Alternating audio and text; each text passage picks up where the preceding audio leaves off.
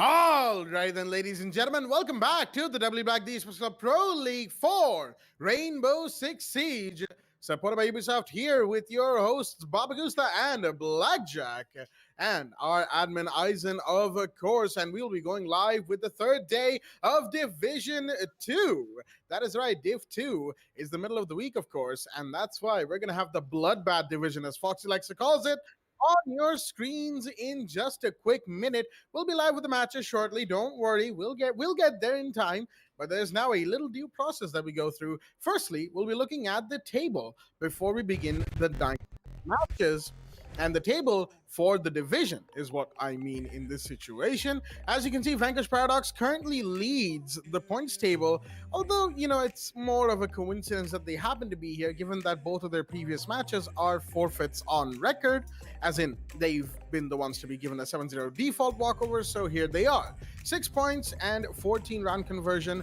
It's going to give them a big lead for sure, but they're going to see if they can make that even bigger today against ESM Super, who are third position just below Team L2K. 6 points to them, but not flamboyant of a round conversion. L2K and Red Vipers make up the top 4 along with these two. And then, of course, you have Dauntless, Throw Syndicate, Clickbait, and the unfortunate Jittervuya. With all that being said, there's also a new something that we are going to be looking at right now, in fact, a little bit of a player profile. Highlighted players for today's match, ladies and gents. That is right. New things are being added, albeit in Season 4. But regardless, it is Nostalgia versus Mando, the players to be highlighted today. Super Mando, that is. I mean, we saw him in the first week, 21-14, going pretty strong as well. I believe he's a contender for the MVPs. While Nostalgia, unfortunately, like we mentioned, VPG hasn't actually, gotten their feet on the ground this season yet. So these stats are from the previous season, season 3 of the Pro League. And even then, these are some impressive stats. Make no mistake, nearly 60 kills in 6 days in total.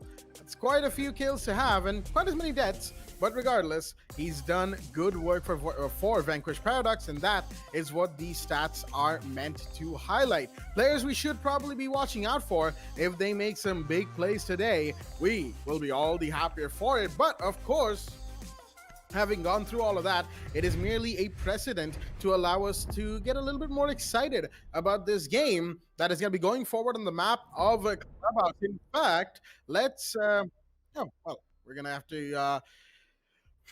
I love the timing of all of these things, I was about to make the transition into the game and let Baba handle the post-ban round 1 stuff, but wouldn't you know it, one player disconnected right at the end of the ban phase, and we have to use the pause timer right before the first round begins. So I guess in a way it's all right. This allows us to talk about the match just a little bit more. And I do have to ask, Baba, given that both Nostalgia and Supermando are the ones to be highlighted, do you think we'll be seeing some more highlight-worthy plays from them today? One, that, and two, how you doing today? Well, I'm actually doing great today, Jack, and there might be a chances where we'll be able to see quite a lot of highlights for today, knowing that it is VPG versus ESM. ESM Super. So I'm very excited to see what kind of plays that these guys are going to be. These guys are going to be making. And talking about VPG, though, we haven't seen them play any matches in this particular season. Now, knowing that they'll be able to be knowing that we'll be able to see them in the stream itself, so I'm very excited to see what VPG have currently have in stores today, and also understand what's going on. And with it, we'll just head on into the prep phase immediately as we switch on to the game. ESM on attack, VPG on defense, and also the ban phase. It's going to be the Thatcher Melusi on the side of ESM Super, and VPG will be able to ban the Jackal and Mira. Unfortunately, the GEO operators won't be available, and with it, we will proceed to the first round. The site will be on Basement Church. And also, let's introduce the rosters on the side of ESM Super. We have Cusket, Supermando, Vinci, Hypertushi, and Dark Lord. And on the side of Vanquish Paradox, we have Nostalgia, your average R6 player, aka Shrisha, Exter, Kurosaki, and Nippon. And with that, action phase will proceed. We see a very good hybrid of both T5 SMG and a Legion Boom Mine both in together. But for now, let's just focus into the match at hand, as we see the Legion will be the one manning the impact needs. We'll be able to use it to try to deny any hard breaching capabilities coming in towards the hatch of kitchen, but they do have to be careful of those vertical lines of sight in which Dark Lord will help his teammate. Now Hypertushi will be the one manning the Hibana. Currently she'll be droning, and so does the Ash. And Ash is currently in towards the garage, interestingly enough. I believe she'll be holding in, actually, not on garage. It will be in towards the toilets, in towards the main stairs to find out what exactly VPG has any particular rumors going in for now. Now, talking about rumors, Joe, VPG, they don't have any particular rumors just yet. It's just a very good turtle hole coming in from them. We see Exter right in towards the blue, and also the other 4 teams are currently in towards the site in which they have the impact nades to try to trick it out, to waste a lot of time to try to open up those hatches, in which a minute and 40 seconds left. The C4 will come in from Shisha, but to no avail. And with it, a lot of utilities lost, but not a single player has been eliminated just yet. Most certainly, that's going to make for a very interesting latter half of the round as Supermando trying to come down blue stairs. Knows that there's somebody holding, and that is Exter. So he's just going to drone himself in nice and slowly, make sure that he can actually get the intel before he gets taken out. Shrisha, on the other hand, going for a bit of a peek, if you will, on towards the blue stairs, as Nostalgia, unfortunately, has not been able to stop the kitchen hatch breach. It has gone through, and Hypertushi is elsewhere getting another breach done. Dark Lord probably should have seen that defender out by the Moto hallway, but he didn't, unfortunately. He went on his drone not too long after, as Hypertushi has made the breach on towards the dirt tunnel. Flashbangs are coming out, excuse me, right there's Nippon is gonna have a little bit of trouble here, Unknown Gamer, but the gas grenade goes out. That's gonna do a fair bit of damage to Kuskit. They believe they're still looking to push through. Dirt is quite the facet that they need as an ESM Super does, and if that gets denied, it's gonna be all the hardest. Kuskit's gonna take so much damage, so much gas damage from the smoke, as Extra is gonna be concussed inside the blue. Kuskit is downed, but not out just yet. Hypertissue can help him as the Zofia comes down blue. Does he know where Extra is? Just off to his left. He's gonna peek, but Hypertissue is gonna find Shisha in the meanwhile, and the Zofia finds another to 5v3, but he gets refragged quickly as Nippon takes down Supermando, and the Legion can't quite get another, but Nippon gets another one. That's Dark Lord of the board. Nippon himself very low on HP as Nostalgia, Kurosaki, and Nippon will fire off together as the match will start off with a big round for the side of the defense, excuse me, at the Vanquish Paradox Gaming. Very good first round, as we'll see in the instant replay. Patient, holding on regardless of what kind of push the attackers decided to do, and very well done, I have to say, to Unknown Gamer on Dirt. He held on against all odds, and that proved to be very essential indeed, as after Supermando got one, that was Exter, he was denied entry as well. As soon as that happened, things went the way of VPG. Those first two kills were very much required, as we will now be headed to second floor CCTV and cash room in the second round. Of course, that was only the very first round of this match, so, you know, there's plenty of ways this game could go so far. It could have just been the ESM were doing the kind of push that they did to try and, you know, see what VPG were capable of, see what they would bring out, and VPG, of course, would also testing the waters, if you will.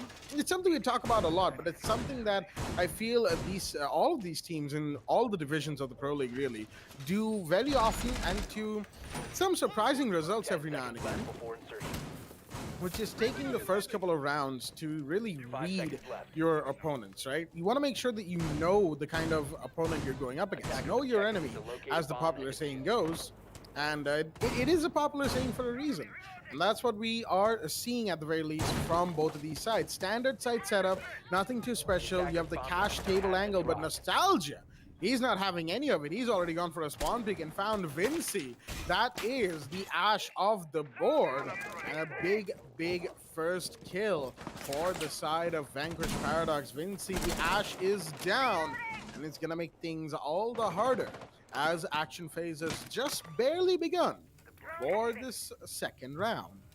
Attackers have located a bomb. Kurosaki is still in towards garage, holding an angle, making sure that the attackers need to be careful, because since Vinci has unfortunately gets taken down from the MP, A bomb has been located. the MP submachine gun from Nostalgia, they need to be careful on towards that heavy aggression in which Nostalgia, I think he's going to be able to go for yet another aggression. Sees one, gets a kill, shouldn't have any problems dealing with Cascade, and with it, there goes your first hard breacher. Now he'll be able to use the impact nature to try to take out the claymores, but hey, talking about it, VPG doesn't have any problems dealing with ESM Super, although Kurosaki is met with an unfortunate disconnect.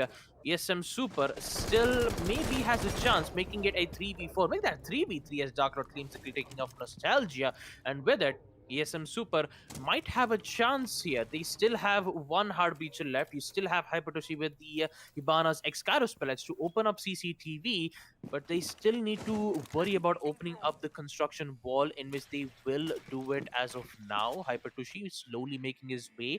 Still needs to be careful because they don't have much information on where exactly those three players are currently situated. You still have Exter in towards the blue stairs, and with it, a lot of patient game coming in from the attackers though, but we still do hear the X-Kairos pellets being used, will be able to make that line of sight, and with it, the angle has been opened for the attackers to look at it, and Extra will be able to find one more. Supermando goes down right from the blue, and also with it, it's going to be a bit difficult here.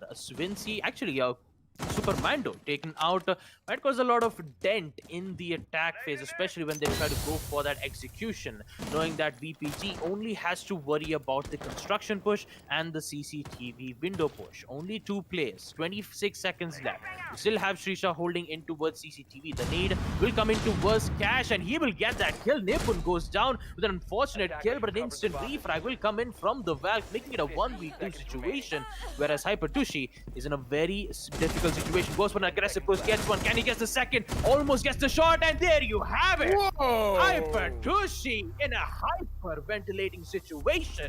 Well, round 2. You really just said that, didn't you? TV. You really Yes, I just hit us with that, didn't you, Baba? Yep. I mean, I was hyper for it. Well, that certainly was a hyper situation, I'll give you that. But all things considered, a very good 1v2 right there from the Hibana. Very well done, as he knew that he didn't really have too much else to do. He could have gone for the plant if he had the diffuser.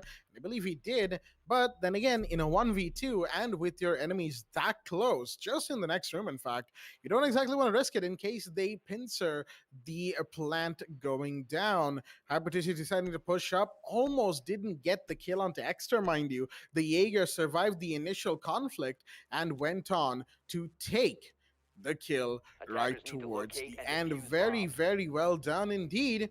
Although one has to ask immediately, seeing as, Hypertushi wasn't exactly concealing his approach, Shrisha and Extra could have played that maybe a little better, arguably, potentially. But given that it was practically a roundabout situation on that... Excuse me, I had to take a quick pause. On that server in CCTV, the server shelf right there, it is what it is at the end of the day, to borrow a certain username from Division 1.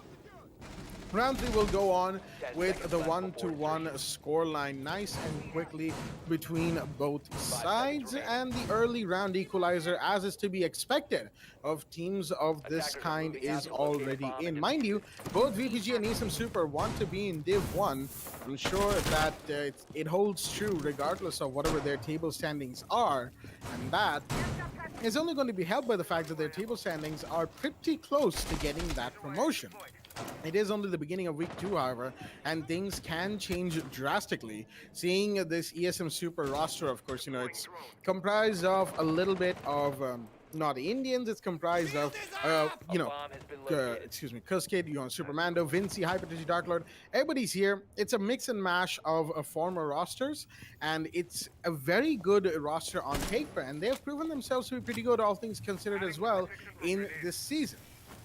The only question is, can they go all the way? Interesting place of a Wamai magnet right in front of Kurosaki right there by the Wamai nostalgia, as the Maverick is going to go for the usual CCTV breach. Nice and quickly get that done. Make sure that he has and his teammates have absolutely no issue. There we go. The wall has been made soft. Tons of pre-fire coming out, but not going to find anybody. Kurosaki, interestingly enough, is a little low on HP. However, whatever gunfight he got into hasn't exactly yielded in his death just yet.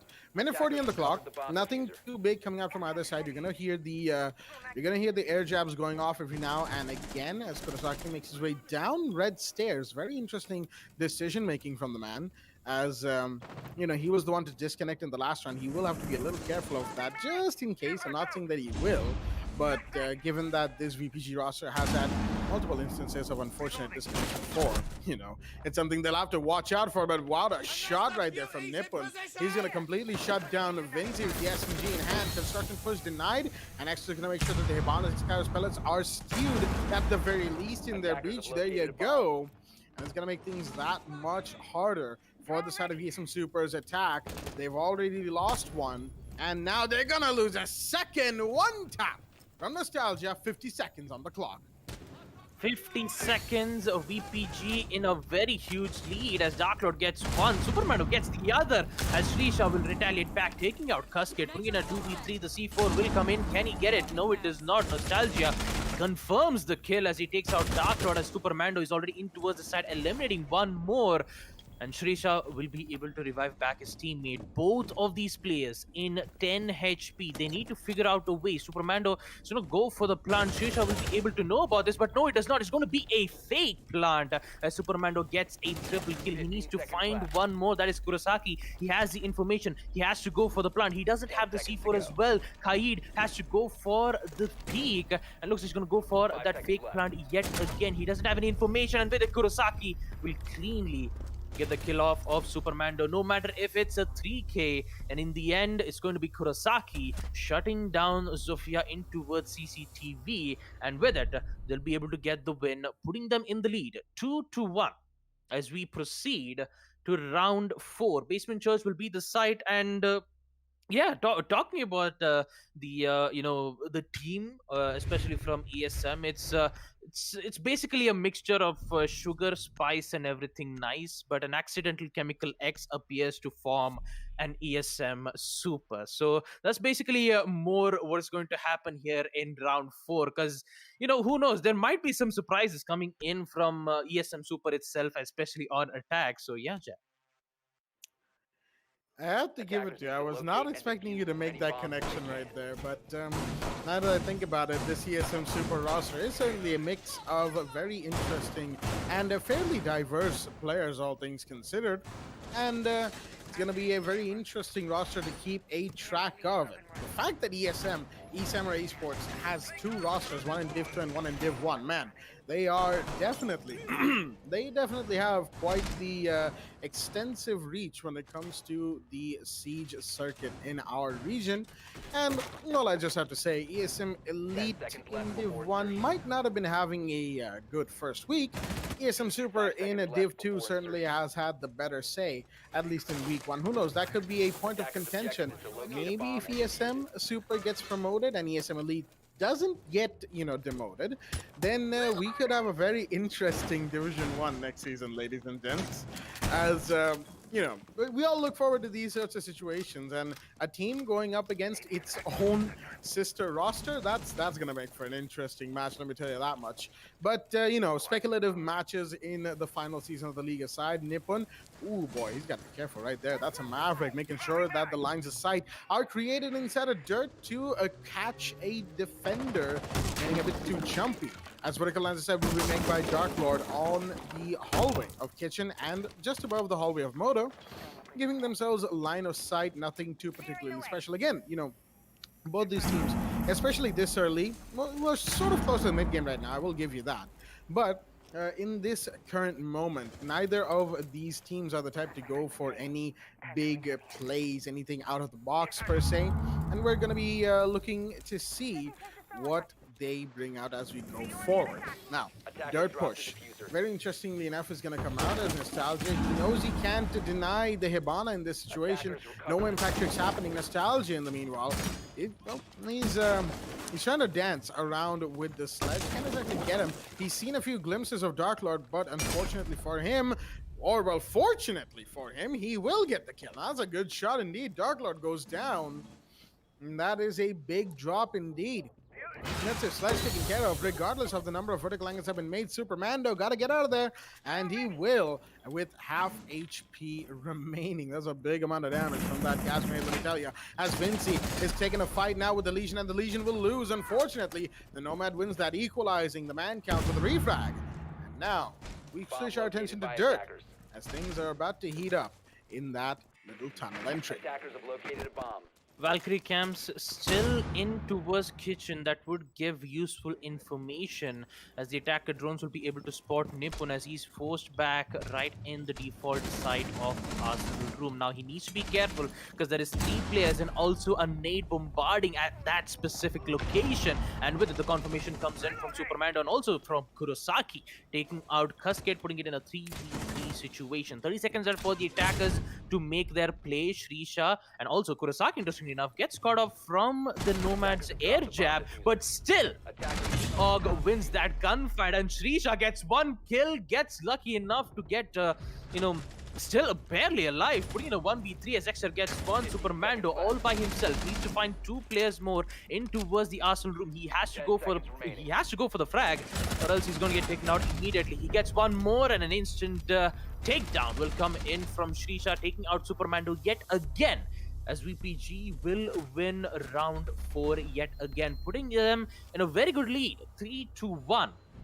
And talking about the various rounds where Supermando did try to be in a 1v4 or a 1v3 clutch situation, this is twice we are seeing ESM Super having that opportunity, having that win opportunity, but still they could not, however, try to convert those wins, because Supermando always gets shut down from either Nostalgia or from Shrisha, in which, 2 rounds, ESM Super just lost their opportunity to get the lead, and with it, VPG are stronger than ever, and with it, they will proceed to go to second floor gym with a 6 pick from Vinci.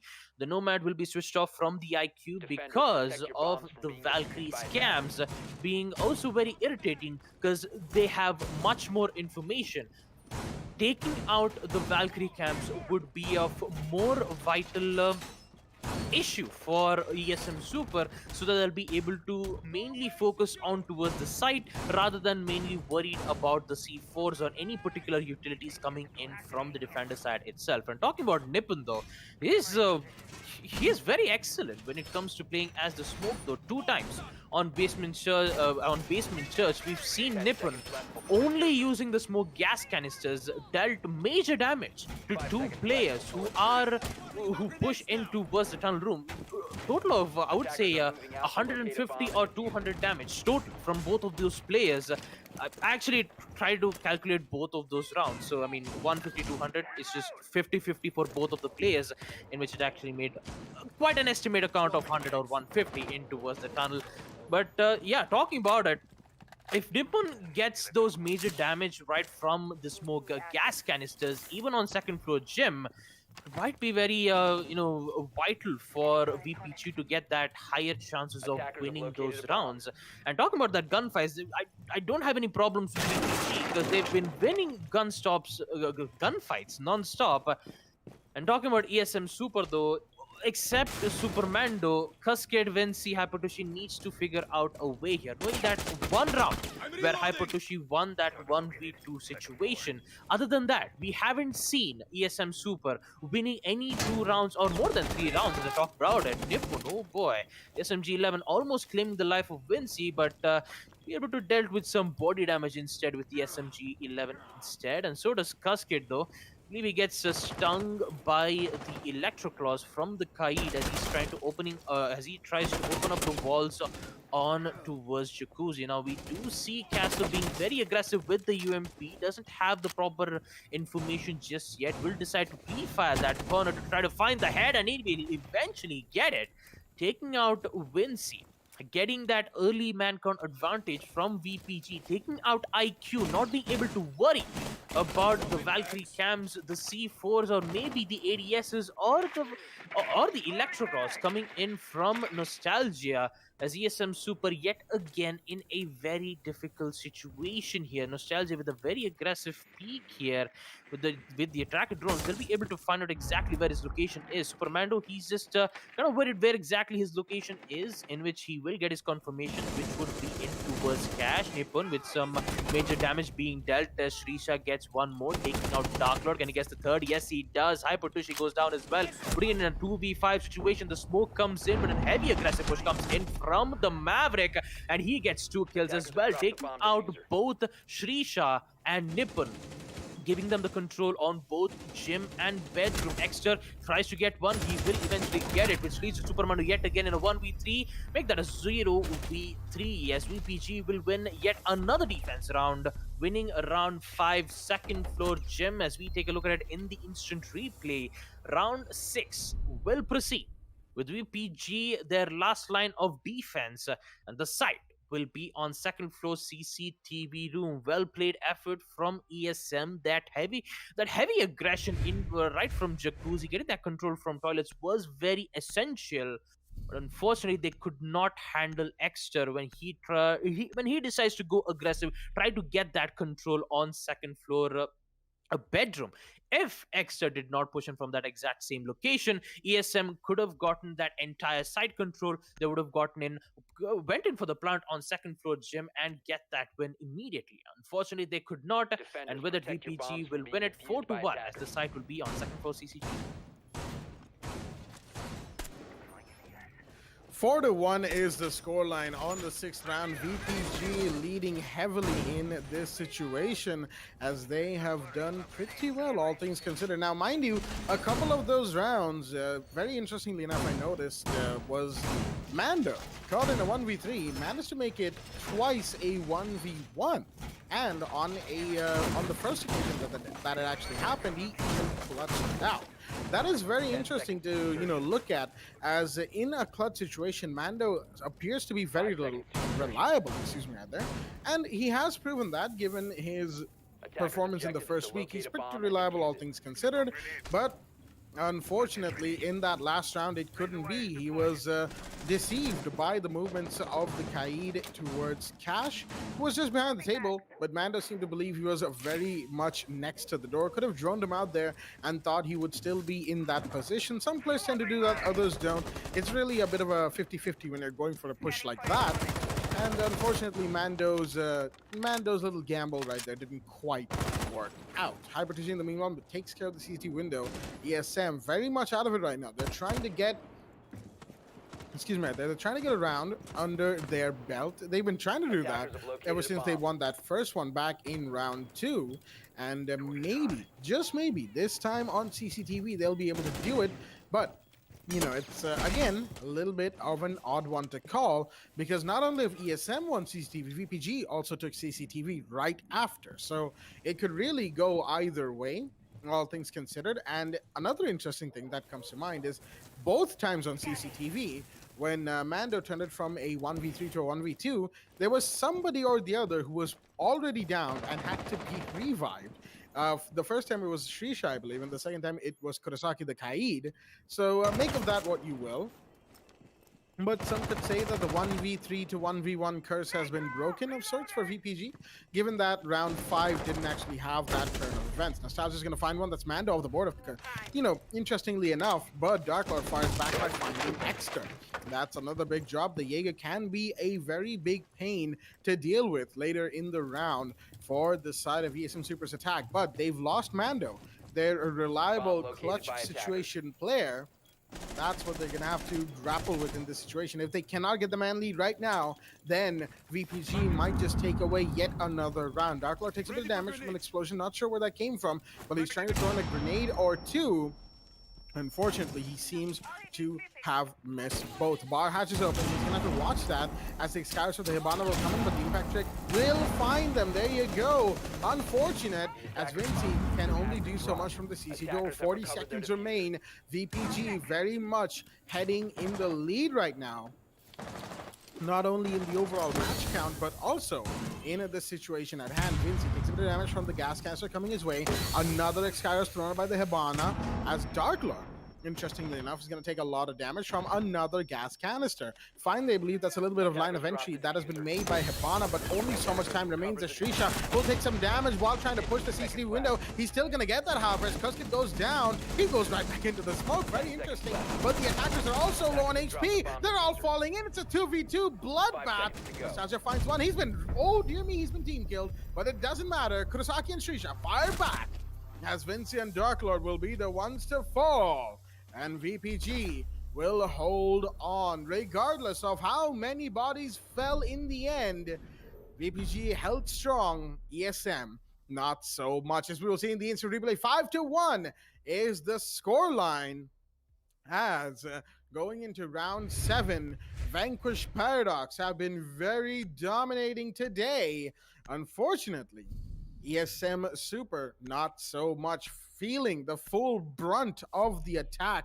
Well, figurative attack of VPG's defense. It's a messed up the terminology right there, do excuse me. But now VPG are on the attack on the other side of round 7 roll swap.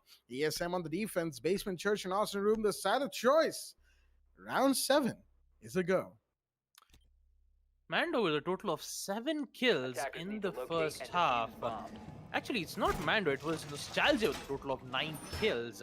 Also, as we take a look at the scoreboards too, it was Super Mando with the one getting those 7 kills. Unfortunately, he did made a very good attempt to try to clutch out 2 rounds as the Sophia, getting triple kills on both of those rounds. Unfortunately, could not get the win, putting it in a very difficult spot here, 1-5.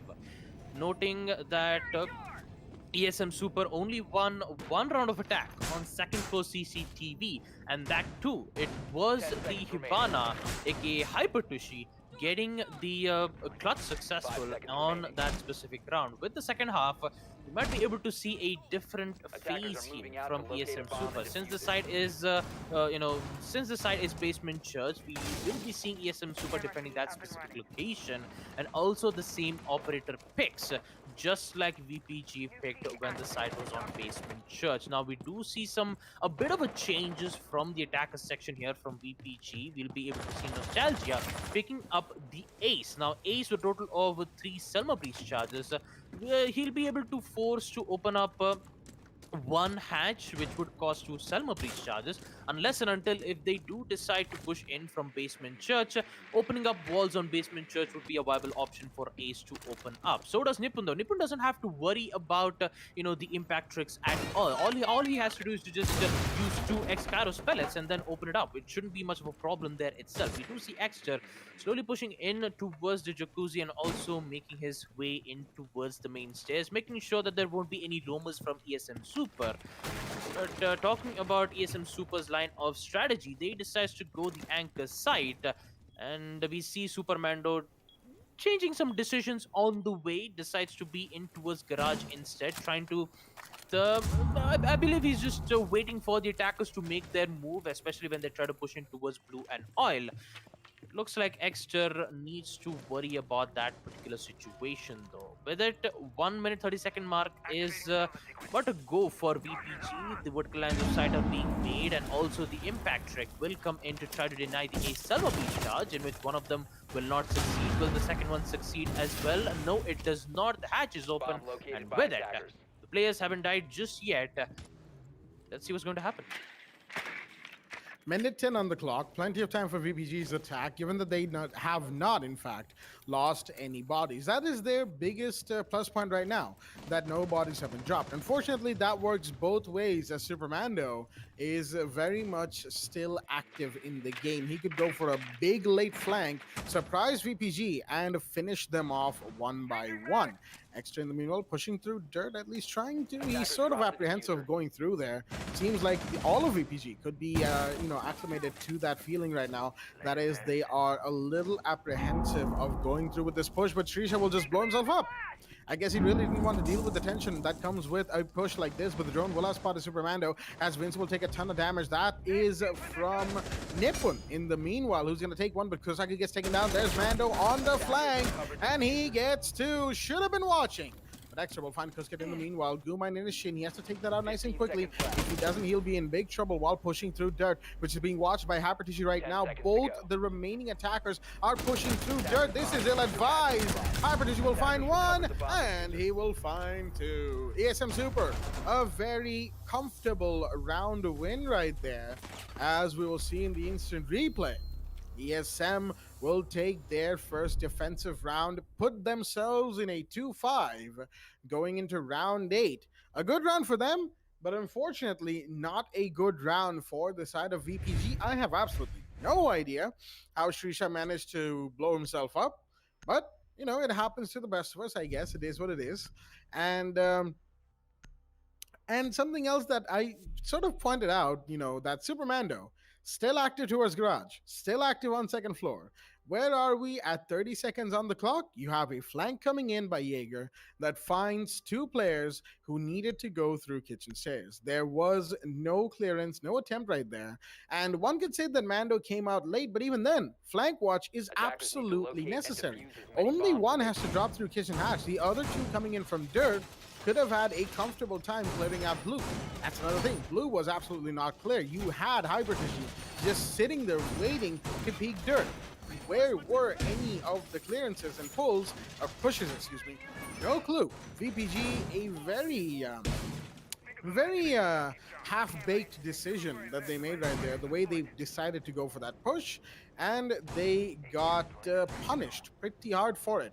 ASM taking a round, that's going to give them a stroke 10 of seconds a to breath go. of fresh air, if you will, and a little bit of a glimmer of hope. It's 5 not seconds exactly to go. as bad as it is in a 5-1, but they still have to take 3 back-to-back Attackers are moving out to rounds locate a bomb and before defuse they can say that, before they can equalize, excuse me. And VPG, in the meanwhile, merely 1 round to go for match point. While that has its own pressure, you know, the pressure associated with actually getting to match point, the whole 1 round argument, we've talked about this before, but I really don't think a team like VPG should be feeling that, or feeling that to the extent that they seem to be in this situation. Clubhouse is a defender side of map, so I will give them round 7, but round 8 onwards, here's hoping to see something better from VPG. Well, VPG, especially Srisha, opening up the walls in towards garage to make an entryway, to make sure that they have to worry about the garage catwalk stairs. Now, do have to give a bit of a pause there because I was trying to pick up the water bottle, but now I'm here. And yeah, let's just focus on the match for now. Supermando, maybe in towards the main stairs. So again, he'll be able to go in for the flank. Also, the Dronos will come in towards the garage yet again, as Srisha will continue to open up the CCTV wall. There won't be any players who decides to push in either from construction. There's only a push in towards garage catwalk, in which Hypertushi will be able to eliminate one of them. Nostalgia gets taken out from Sledge, and Supermando with the flank coming in towards the blue stairs. It's going to make sure that there won't be any denials coming in right from either from the lounge or at the particular position, though. Srisha, does he actually see the head? There you go. Srisha will be able to find the head of the Vamai. Not quite sure what exactly happened there. Maybe he had some major disconnect. Maybe he just had a bit of problem coming in, but anyways, with it, the score is equalized yet again, 4-4. And also one of the players is, I believe he's making on his way. That's going to be Kurosaki. It looks like he's going to be able to win that gunfight against Supermando. 3v4. Still needs to be careful of the smoke gas canister, but doesn't have to worry about it at all. Exter, that heavy aggressive push, will be able to take on Cusked, and with it, the plant will come in from Srisha.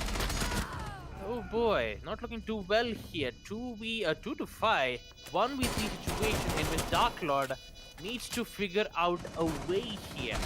And also being dealt with some major damage right towards the garage. As Nippon is trying to contest with the valve. Deagle in hand tries to get for the shot, doesn't go for the connect edge yet, and with it, the Bearing 9 will claim the life of Dark Lord, whereas VPG will win round 8 attack, winning second floor CCTV, and with it, it's going to be match point for VPG 6-2.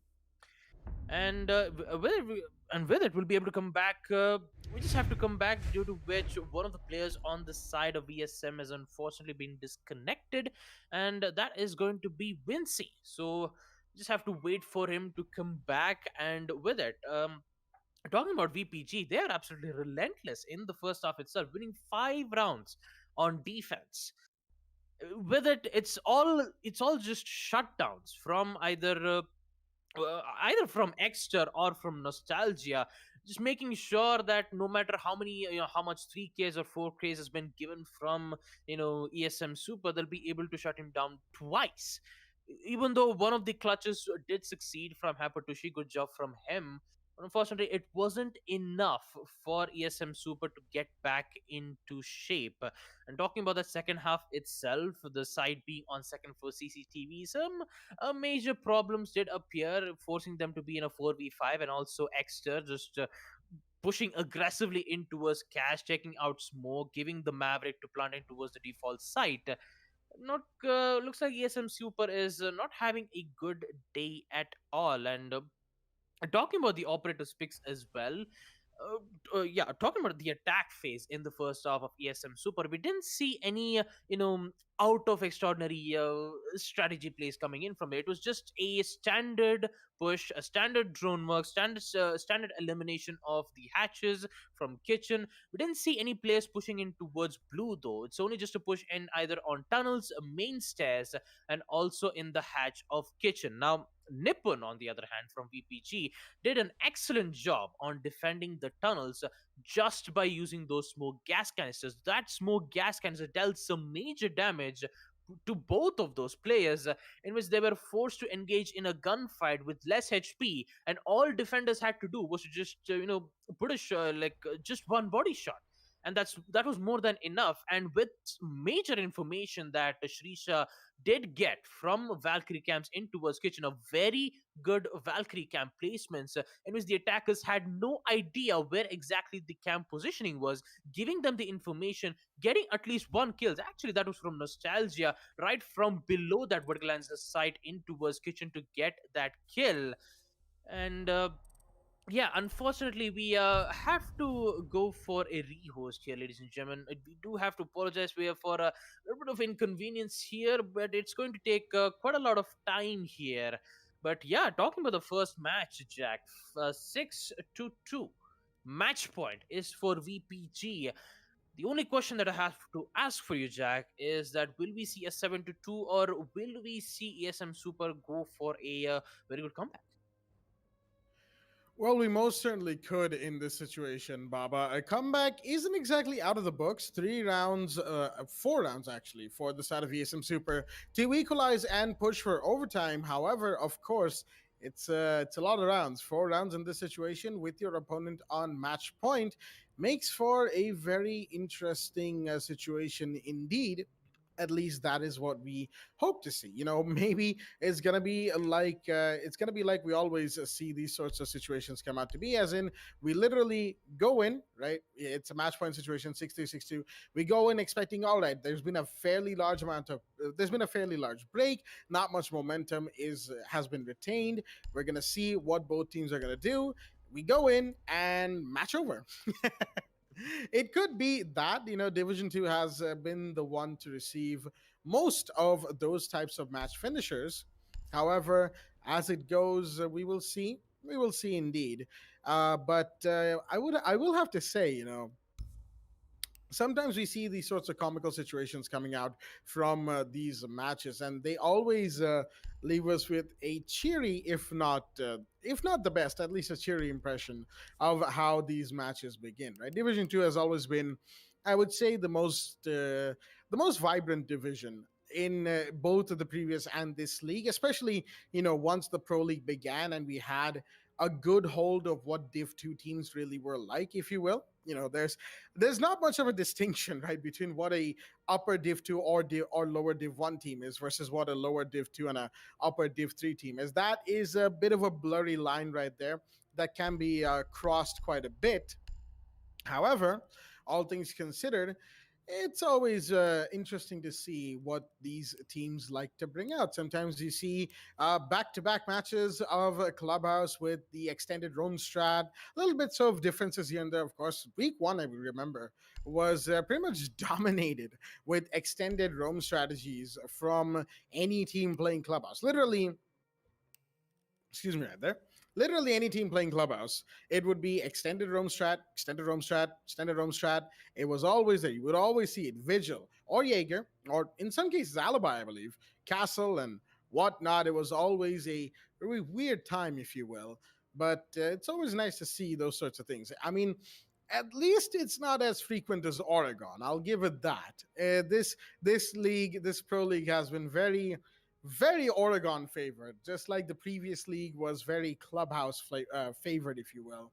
And interestingly enough, we already have the map bend data for the next game that's going to be coming up once this one ends. That is Dauntless Esports versus Team Clickbait. That, interestingly enough, is also going to be on a Clubhouse, just like yesterday. All matches. Oh dear. Well then, ladies and gents, looks like it's only going to be me for the... Oh, wait, never mind. Baba? Well, Can you hear us? Yes, you can. All right. yes, we can hear you, Jack. Yes, thank you, Baba. Not quite sure what just happened. Not quite sure what just happened. Discord just gave up on me because it immediately just went to restart, and I just kind of panicked at that specific moment. What exactly happened to Discord? Finally back, and I was like, oh, thank God, I'm just finally back. That's good to know. uh, hmm. So, yeah. Weird coincidences of an even weirder day, if you will. But yeah, we had to go for a full rehost, ladies and gents, because VPG, not VPG, excuse me, ESM Super, Vinci disconnected, couldn't come back. And now post rehost, well, sort of post rehost, VPG, excuse me, right there, are back. They are in the lobby. We're just waiting on ESM Super to join in nice and quickly, with a few memes flying between the players and our admin and the all chat, as it always goes. You get to see them on stream or whenever we're on cam. We see these things, and sometimes you'll catch us laughing in the background while our mics are muted. Of course, it's always fun to see these things. A little bit of just a little bit of interaction, if you will. But we do have to apologize for that little segment of absolute confusion right there. Just like Baba said, his Discord for whatever reason crashed, and we had to quickly shrink and then enlarge it. It was like a weird segment in a Harry Potter movie, but the spells go wrong.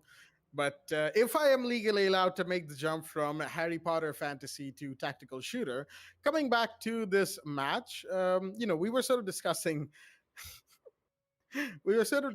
the chances of ESM Super making a comeback in this situation. VPG certainly have a good hold in this match, and I will give them that. The last attack round was certainly helped by Vinci disconnecting, although it took a while for him to actually leave the lobby.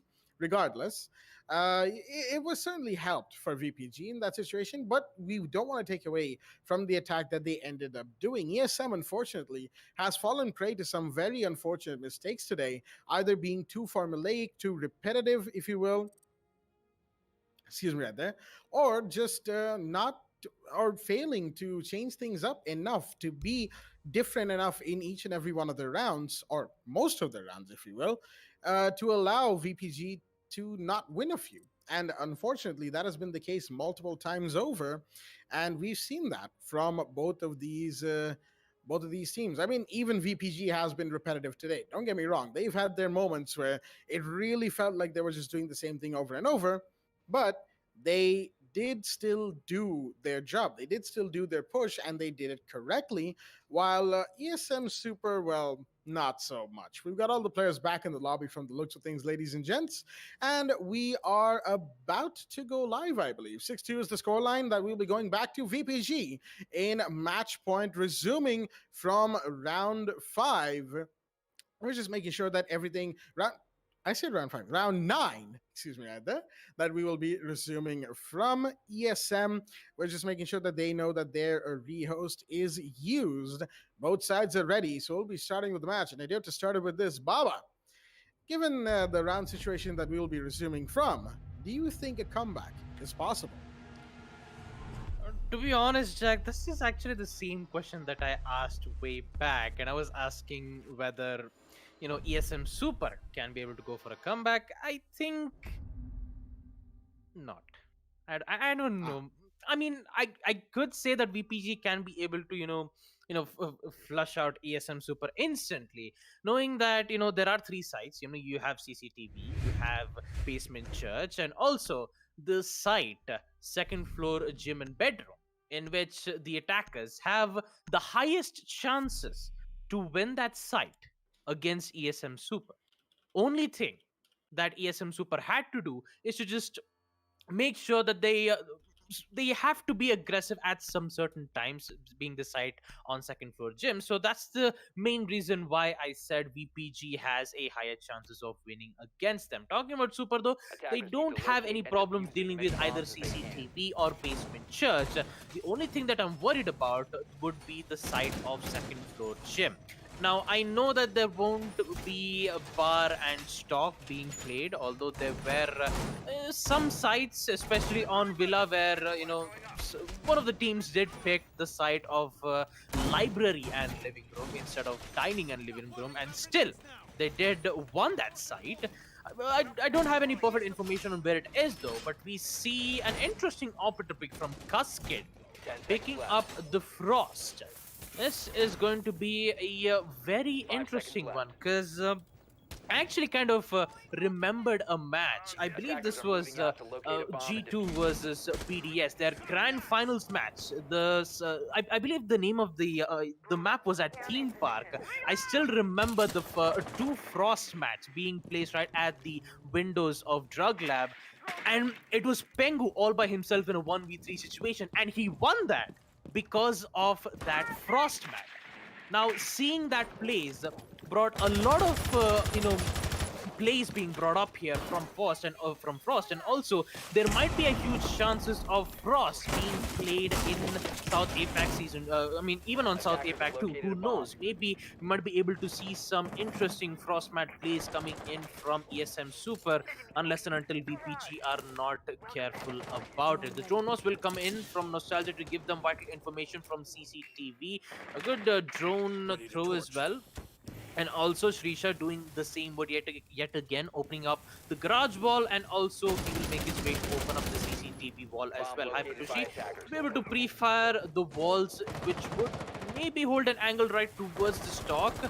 Kurosaki is in that particular phase. He just needs to be careful of that angle that Kaid just made, which would hold him from towards the lounge instead. Cascade gets detected from the Zofia, will decide to go for that pre-fire yet again, whereas Zofia unfortunately won't win that gunfight. Cascade, right from the construction hatch, will claim the life of Kurosaki, in which ESM Super might have a chance here to win a VPG's line of attack here on map CCTV. It certainly could work as Supermanda will take a ton of damage down on pool table, but Hypertushi takes another one. That's Nostalgia of the board. Brave peek out of that main breach of CC, mind you. Looks like Mando is still alive. He's going to actually go for a gunfight and lose. Unfortunately, did not have enough health to go for it. Nippon will show him that the hard way. Going into garage now, the grenades will come out. Can they find the Kaid? Yes, they will. Shisha takes the kill. That's the refrag for the Hibana from earlier. That's going to make things a whole lot more harder, let me tell you that much, for the defense. But also, you know, VPG, 3v3 going into site is not going to look too good for them if they are unable to dislodge these defenders in time. And time is of the essence. We're getting closer and closer to the last dying seconds of the round as we cross the 30-second mark. Extern Shisha going in. Red is being watched. Shisha, he's at the default plant spot, but he knows that he can't quite go for it. And he's actually going to push into Cash instead. Takes a bit of damage, and now he's going for the plant as Kuskid went for a run out, and he will come in to try and get one. He'll get taken down instead of the door of Cash, while the Ash goes down. It's now 2v1 suddenly. He's super in the lead. They have the ping on the final guy. Nippon does a bit of damage to Dark Lord, but Dark Lord's going to peek, get taken out, but Vinci is going to come in and finish off the final kill. A much needed one right towards the end there, as we will see in the instant replay. Oh boy, that was a close one indeed. But unfortunately for the Sledge, the Wamai was just quicker to get the peak done. ESM will hold on, and there is yet a chance for a clutch from this team. Will it happen? Well, it will take some time, but we will find out. 6-3 now, the match situation resuming post-rehost as we move to the 10th round. Well, with VPG losing post-plan situation, as Vinci will win that gunfight, taking out Nippon. With it, the dream for ESM Super is still alive. While the site being on Basement Church, we will see a Capcan being brought up here from Dark Lord. We won't be able to see any difference in operators from VPG, although there might be a 6-pick. Nope, there won't be any 6-pick from the IQ. We'll be able to decide to just use the drone works to find exactly where the EDD's locations are. Most commonly, spots being used of EDD would be at the main stairs, in which it's actually placed near the default cam. It is well hidden, and also for the attackers, it is pretty difficult to spot because most of the attackers they always hold an angle right from the moto's entrance and also the hallway from the Arsenal room, in which the attackers are mainly focused, and also they won't pretty much give attention of that ADD. So they are most likely to get attacked with a total of 70 damage. So the only way to counter it is to make sure that they'll be able to go for those drone works. Drone works is very important for VPG to figure out where exactly those EDDs are, so that they'll be able to push it towards the site without being able to deal some heavy resistance. Talking about ESM Super, we do see, I believe, Capcan still placing his EDD, in which one of them is placed in towards kitchen, I believe. I just heard the kitchen, kitchen's EDD being placed here. Maybe yes, maybe not, but still a lot of traps being set up here from the defenders, and also good lines of sight here from the defenders, which would give Dark Lord a good lines of sight, but will decide to just fall back, as a total of 5 players will be in towards the site. Not quite sure why you would make that line of sight and just decide to just go in towards the site here. But anyways, Extra will win that gunfight, taking out Cascade, and will get an immediate connect, and also a control in towards tunnel, and also the kitchen hatch will also be open, although it is only two Hibana 6 Karos pellets, in which the other two will be able to use it, and also a kill will come in, taking out Dark Lord, putting it in a 3v5 situation here. ESM Super are not looking too good, as 2 players, Dark Lord and Cascade, goes down. Well, that's going to be very, excuse me, rather unfortunate for the side of ESM Super, although they are still sort of afraid of somebody above. That's VPG, are afraid of somebody on the roam. That could be Supermando if he is still out there. The flank is being watched by Kurosaki. Good stuff right here, as they've got plenty of time to make this work. Tons of damage done. Vinci, very low on HP. So is Shrisha, mind you. So they both have to be careful. I think he saw just a flash of a head of somebody right towards the boxes of Arsenal. They can't do much about it, so the Maverick will cook a grenade, throw it in, and not get anything other than maybe a piece of utility or 2 extras coming in very close as the plant is going off. Shrisha has dropped in, and I don't think VPG knows. They will now, as the match has been kicked into a post-plant situation. Shrisha gets one more, and that's Vinci off the board. 2 versus 5, all down to Hypertushi and Supermando. Hypertushi on Motor Hallway, trying to contest. Where is Mando is the question on everybody's minds right now.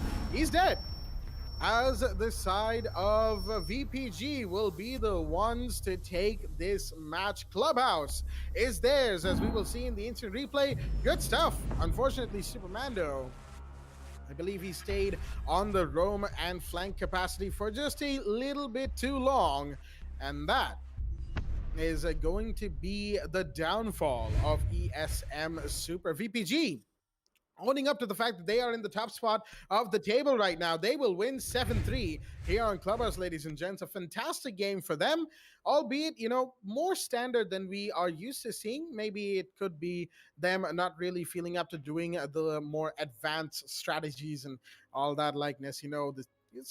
One could even incur the saving strats meme, but at this point, what are you saving strats for if not the better matches of this Pro League? That's a joke, by the way, for legal reasons. But we're going to be moving into Relive the Moment right here, talking about the best moments and our, thoughts and opinions of this match in just a quick second, of course. And it's been a fun one, I would say, a very fun match to see and spectate. Certainly not the funniest or the weirdest, but it's been a good one nonetheless. Let's have a look at it in Relive the Moment. And Baba, please take us through them. Well, let us relive the moments back into the match of ESM Super and VPG. Way to start it off would be in the first half, where VPG gets a total win of 5 defending rounds, whereas ESM Super only wins 1, thanks to Hypertushi's incredible clutch though. 1v2 clutch situation, and all Hypertushi had to do was just go aggressive and get that kill. And this was that specific round though. Round 2, Shrisha was down. We did see Extra going for that revive, and all Hypertushi had to do was to just find 2 players, in which he did succeed. And afterwards, we didn't see anything more than that though. We did see Supermando trying for a clutch attempt on a 1v4 on a 1v3 situation, in which it almost did go in the hands of Supermando, but unfortunately it could not. Twice in a row, Supermando, he did all he could. Even with him being in a very disadvantageous situation, he did try to make amends. He did try to get those kills. He did open up the walls of CCTV with some helps with their teammates. Unfortunately, they could not win a lot of rounds because they were losing a lot of man counts. Even with some very aggressive push from ESM Super, we didn't see, a push from blue and also from main stairs. It was just the tunnel push as well as kitchen push when the site was on basement church and arsenal room. Talking about it though, ESM Super not quite sure what their attacking strategies did not quite work out well in their favor though, especially on this round on second floor gym. Srisha gets 3 kills right in towards the bathroom, and Cascade did try to get that refrag, but unfortunately couldn't find the other 3 players instead. They kept losing bodies over and over again. Double kills, triple kills from Srisha and Nostalgia, while they could not hold that man count. They went too aggressive. They tried to over peak and they could not, however, try to win those gunfights. Having that less positioning as well. Talking about VPG though, I couldn't say the same to them though. They did made some major mistakes, especially in the attack phase itself, losing on basement church and also on second floor CCTV in round 9. Yeah, talking about this round itself, Supermando not being able to watch that flank watch from VPG almost lost the round here, where Supermando, all he did was to just flank almost at the mid round, I believe, because most of the round he was just almost in towards the side, and when he get to realize that the players are almost in towards the side, he decides to roam in right from the blue stairs, came in towards from the main, gets those kills and gets those wins as well. Unfortunately, they could not keep up the momentum in the second half itself, whereas VPG in the end was like, enough is enough, we'll just go for the plant, we would just force them to win it out, in which they eventually did win it out on basement church. Not on second floor CCTV though, with an incredible clutch from Wincy. But unfortunately, VPG with that extreme aggression, especially from the tunnel, and also quite questioning strategies there being kept here from ESM Super though. But quite a lot of questions from ESM Super, but hey, they actually tried a well-played effort from ESM Super. And also we take a look at the standings here, with VPG winning yet another round will be able to put them in a very good lead here, having a high round count conversion of 18. They'll be the one putting in 9 points in total. But talking about the next round though, Team Clickbait versus Dauntless Esports. Team Clickbait, unfortunately, they're in the bottom of the leaderboards, being in the 7th position. I mean, I just had to, use I honestly thought you disconnected again, Bob. I'll have to give you that. I mean, I did not disconnect. Be honest, that was a very convincing pause right there. I thought you disconnected. To be honest, I was actually using my fingers to count exactly what positioning Clickbait was in. So I'm actually, yes, they are 8 teams. Unfortunately, I'm actually bad at mathematics. But hey, Clickbait in 7th position, unfortunately having a -9 round conversion rate. Will be going up against Dauntless Esports, who's currently in 5th position, having a round conversion of -3. They did win 1-1. Their current point is 3. We'll be needing to win one more round against Team Clickbait to make it happen. So a very exciting match that we're going to see here, ladies and gentlemen. Second match, Team Clickbait versus Dauntless Esports. The map, yet again, is going to be on Clubhouse. So for now, we'll just take a short break. We'll be right back.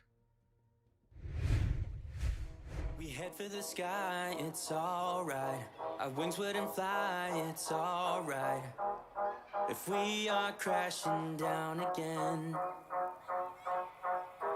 pieces of love, it's alright. Scattered in mud, it's alright. You're giving me a lie again. And tell me what you want, this time I won't take it to the heart, 'cause I know we won't make it out. I've heard it all before. Yeah, tell me what you want, let me hear that I'm the only one. You know that we won't make it out. We've heard it all before.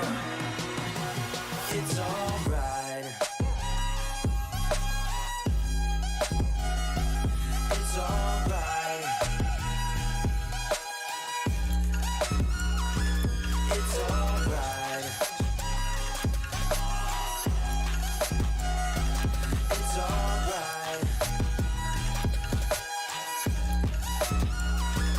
It's alright, so let's move on. It's alright, so let's move on. It's alright, so let's move on. It's alright, so let's move on. It's alright, so let's move on. It's alright, so let's move on. It's alright, so let's move on. It's alright, so let's move on. We head for the sky, it's alright. Our wings wouldn't fly, it's alright. If we are crashing down again, pieces of love, it's alright. Scattered in mud, it's alright. You're giving me a lie again. And tell me what you want, this time I won't take it to the heart. Cause I know we won't make it out, I've heard it all before. Yeah, tell me what you want, let me hear that I'm the only one. You know that we won't make it out, we've heard it all before. It's alright. Hey, it's alright. Hey, it's alright. It's alright. It's alright, so let's move on. It's alright, so let's move on. It's alright, so let's move on. It's alright, so let's move on. It's alright, so let's move on. It's alright, so let's move on. It's alright, so let's move on. It's alright, so let's move on. Alright, so let's move on.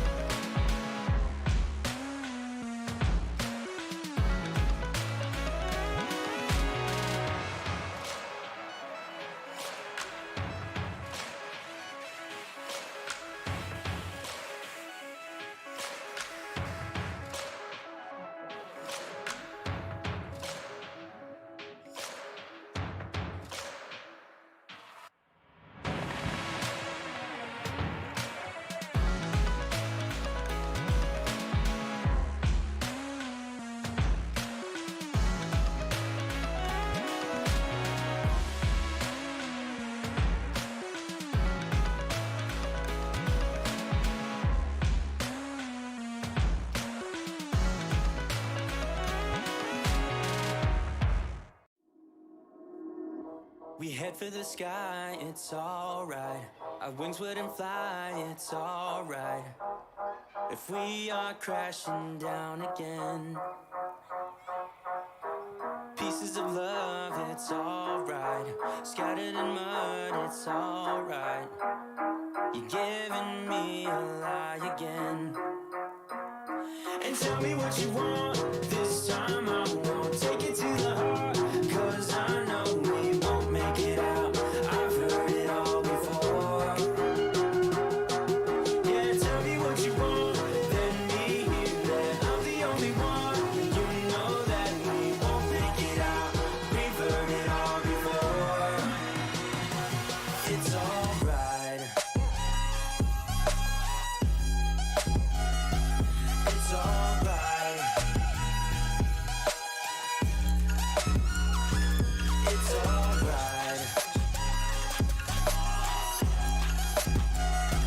It's alright. It's alright, so let's move on. It's alright, so let's move on. It's alright, so let's move on. It's alright, so let's move on. It's alright, so let's move on. It's alright, so let's move on. It's alright, so let's move on. It's alright, so let's move on.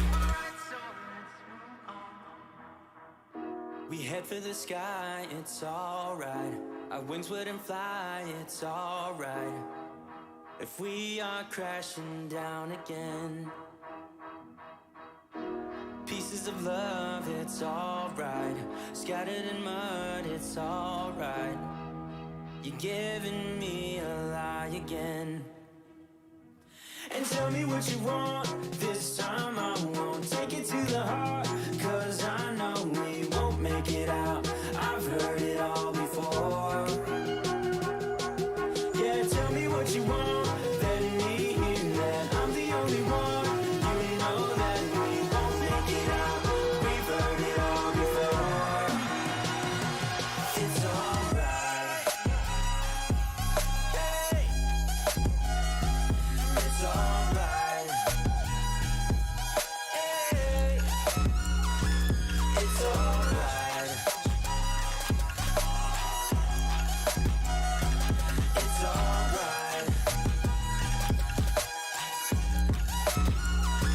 It's alright, so let's move on. It's alright, so let's move on. It's alright, so let's move on. It's alright, so let's move on. It's alright, so let's move on. It's alright, so let's move on. It's alright, so let's move on. It's alright, so let's move on. Alright, so let's move on.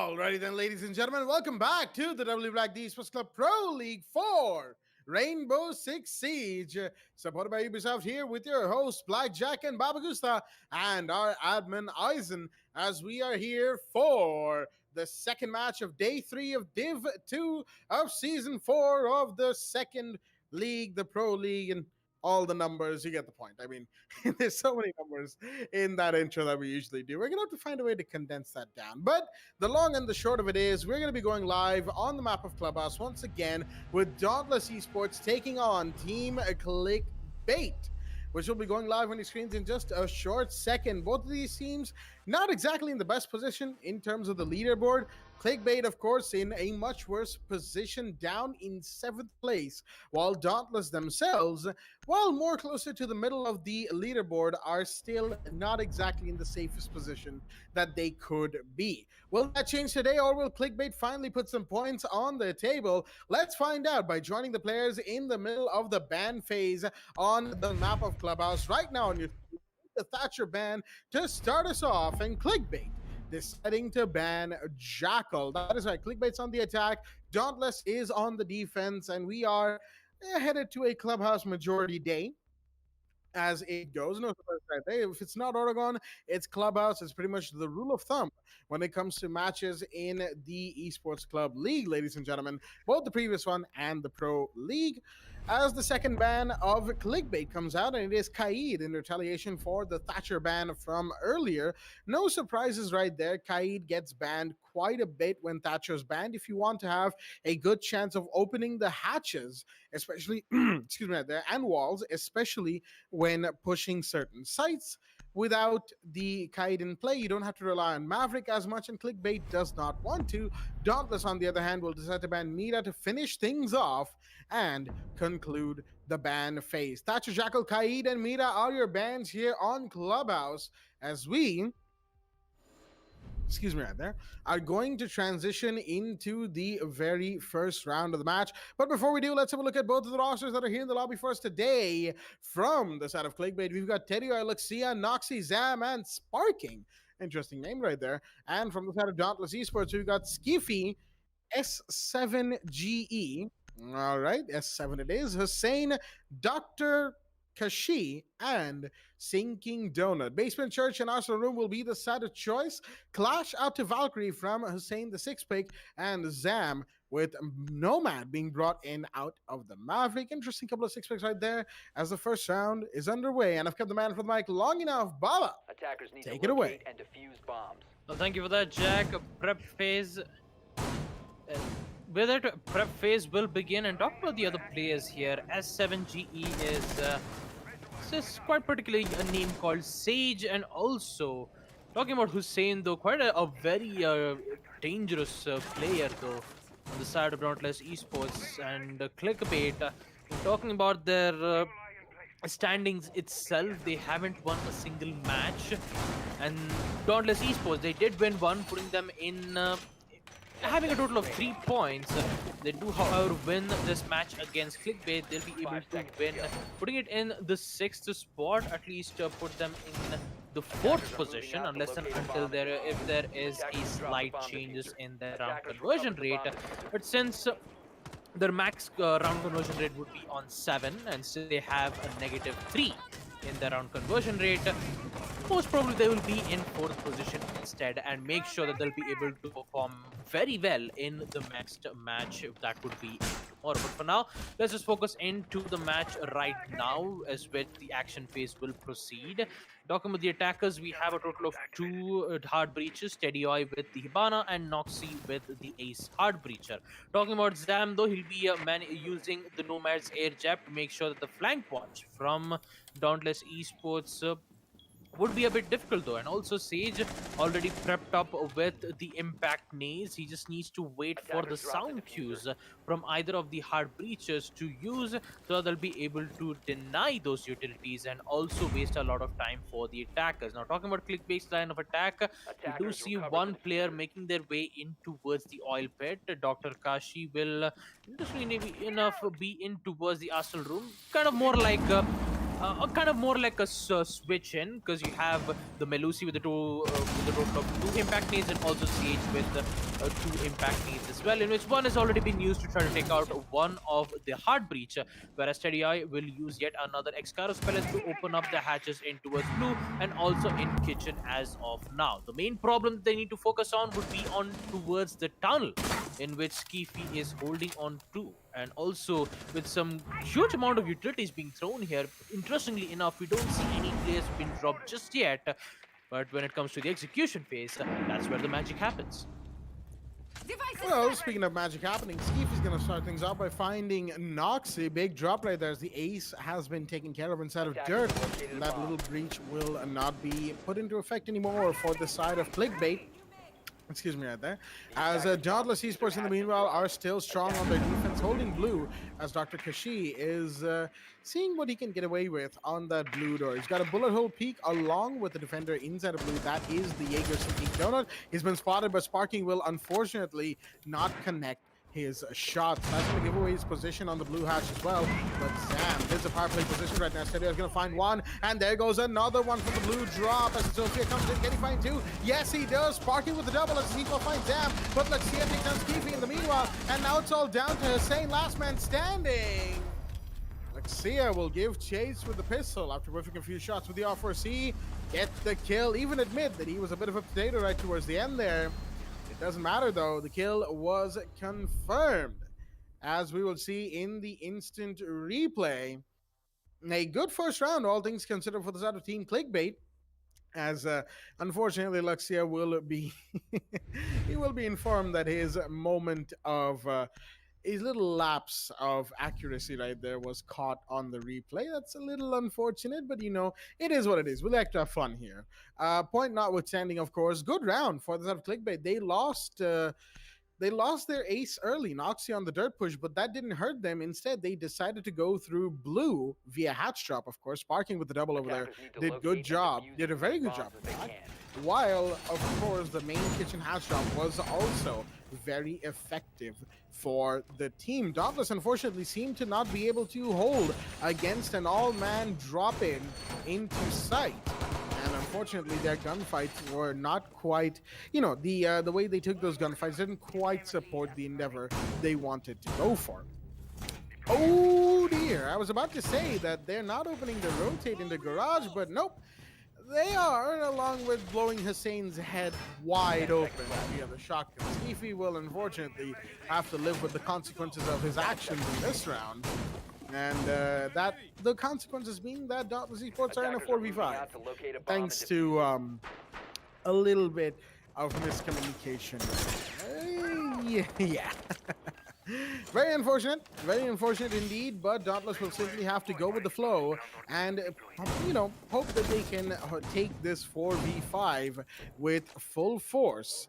Because if they're not able to, Clickbait will really start gathering momentum, and that's the last thing that Dauntless wants to do, which is to give Clickbait any momentum to work with. Well, talking about momentum, Clickbait already winning that first round in basement church, so they have to go in towards second floor CCTV this time, facing with Goyo's Vulcan Shield and also the defenders' cams, which importantly the attackers haven't eliminated them, which would give some major information as to what exactly the player's location is, in which the CCTV wall will be opened from Ace's Selma breach charges. Although one of the impact nades will be thrown, not quite sure where exactly their location is. We see Luxia still in towards the stock, trying to find that operator in towards the cash room, and so does Dr. Kashi, trying to take out Ash in towards the stock as well. He still needs to be careful though. He still needs to be careful in towards the construction, and he actually has to worry about that because we do see Teddy Eye with the angle that the defenders made, taking out Dr. Kashi as they're slowly making their way in towards construction. And also we'll be able to see the head of Goyo. Vulcan Shield will be destroyed, but still the operator is still alive, but not for long though. Sinking Donut taking out Luxia, but Teddy Eye finds the head somehow, putting it in a 4-2. Clickbait is still in a very huge lead here. Skeefy is down, and so does Sinking Donut, who is all by himself in towards garage. He needs to make a play. Noxy? Not quite sure that was his intentions though, to just fall back immediately, but it doesn't have to worry about it because we have Teddy Oy, who will slowly make his way in towards the cash room to take out the final player on the side of Dauntless Esports to give them the win on second floor CCTV, and with it, 2 attack rounds goes to the favor of Team Clickbait as we proceed to round 3. Second floor CCTV will be the side yet again with Teddy Oy being on the top of the leaderboard, 4 kills on his side. And also, I just realized that Luxia just changed his username. You don't notice those things initially, if you will, because God, I mean, yeah, actually, he has. It's no longer the one that we're used to, the you that he had before. He's gone back to his old username, and I honestly could not be happier for it.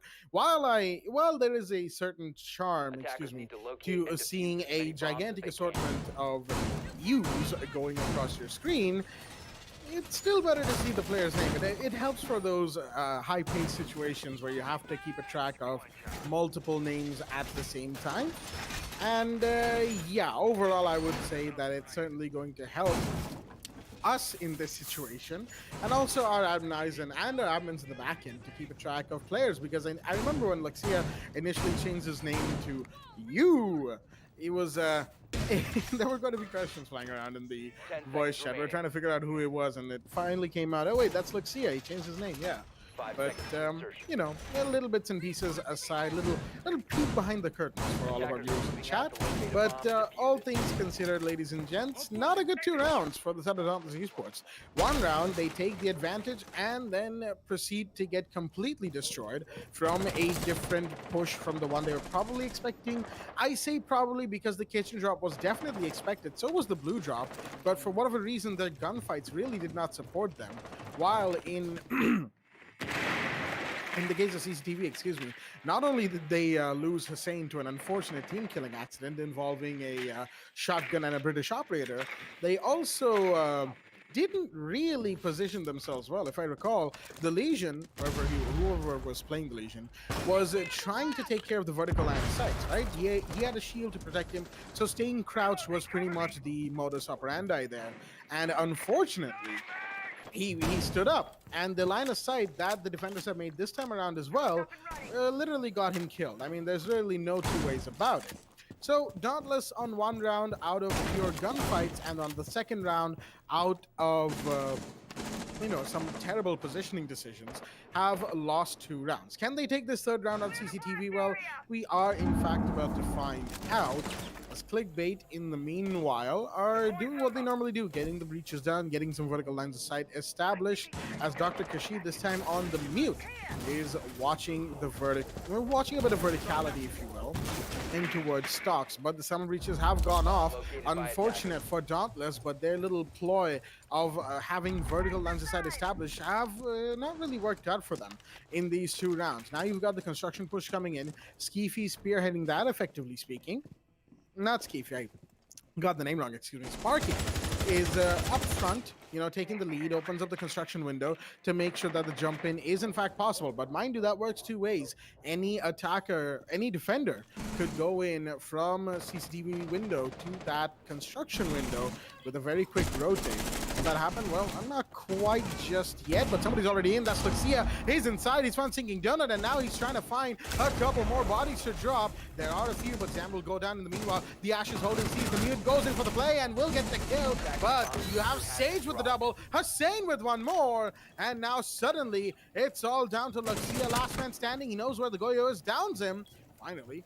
And now he has 2 more to deal with just inside of the red hall, where he will find Hussein as well. Sage is down. That leaves Skeefy, the last man standing. But the advantage for Skeefy here is that he has the diffuser. That is a big plus point in his favor, as the Ash is going to come in for the peak any second now. He has to. Skeefy will see this and will get the kill. SMG-11 goes in and finishes it off, as Dauntless will finally take a round. Excuse me out there. Very nearly losing it, mind you, due to Luxia's quick charge into sight. But thankfully, they held back with a couple of kills coming out from Sage and Skeefy and the Valkyrie, of course. It all worked out, as we will see in the instant replay. But unfortunately, they could have lost the plot again. Luxia really did not want to lose that round. Unfortunately, without the diffuser in hand, there was only so much he could do with 20 seconds on the clock. Basement Church and Arsenal Room will be the side of choice in the fourth round, as we are now 2-1 up for Team Clickbait, who have a one-round lead. Not a big lead, but still a lead nonetheless. Well, a lead is exactly what Dauntless Esports need right now, with the site being on Basement Church and Arsenal Room, with Attackers round need to 4 locate and defuse as commencing. many bombs as they can. We don't see any differences in operators just yet. The only difference is that we see changes in secondary gadgets, like Sage having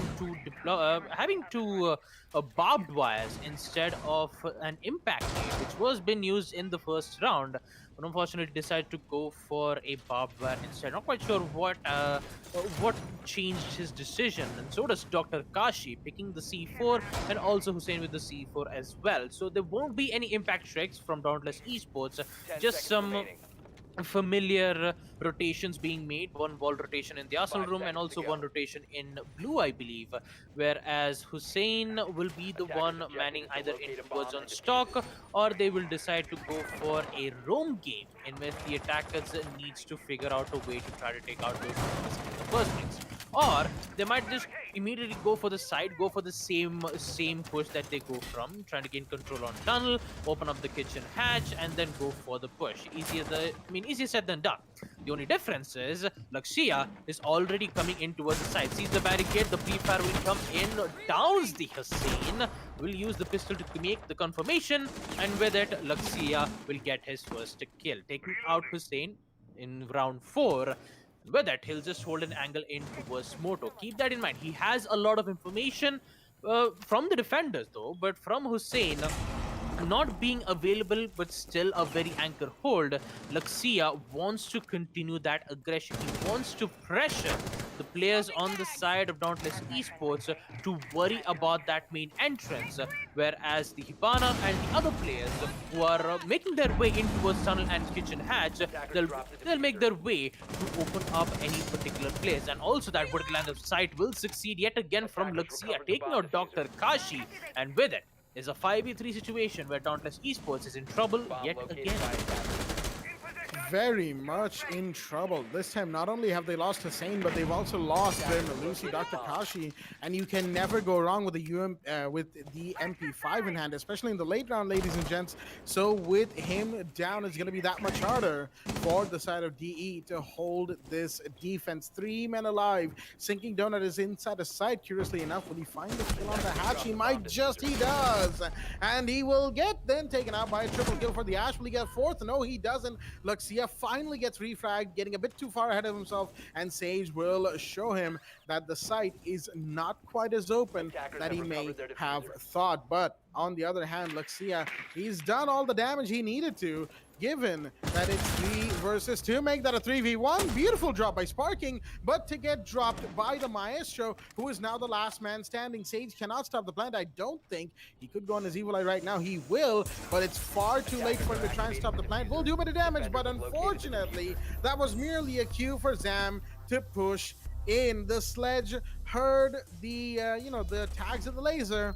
He heard him go on his cams and went in for an easy kill. Good stuff, as we will see in the instant replay for Team Clickbait.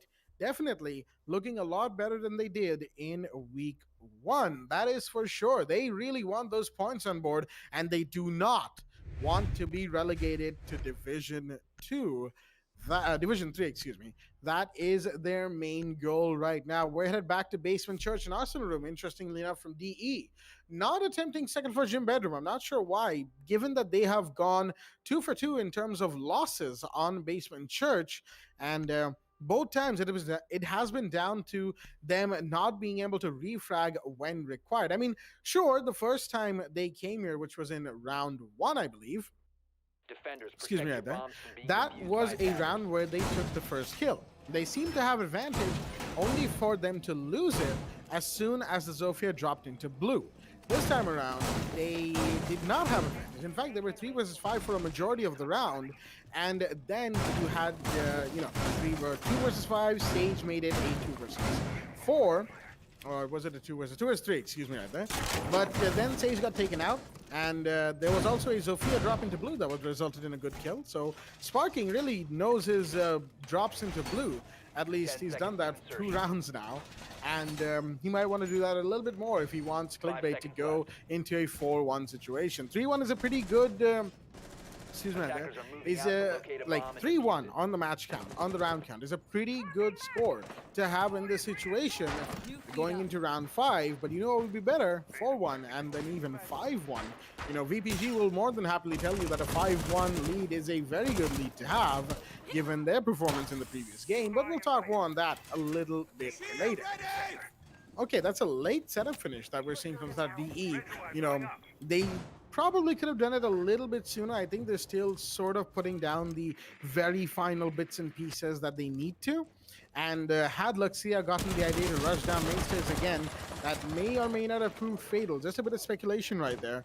As a DE setup, they're going to need to, you know, be a little bit more efficient in getting that done. Some breaches will go off from Noxy, at least on the main dirt entry. There's a bit of entry room created. Skeefy, he's going to hear that. He knows all too well. Okay, Luxia examining his Claymore very closely right there, so I'm staring at it for quite a bit.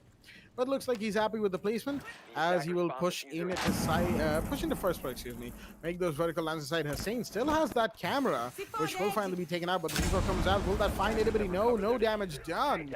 Unfortunate for the Malusi, but no bodies will be dropped. Minute 30 on the clock. Clickbait.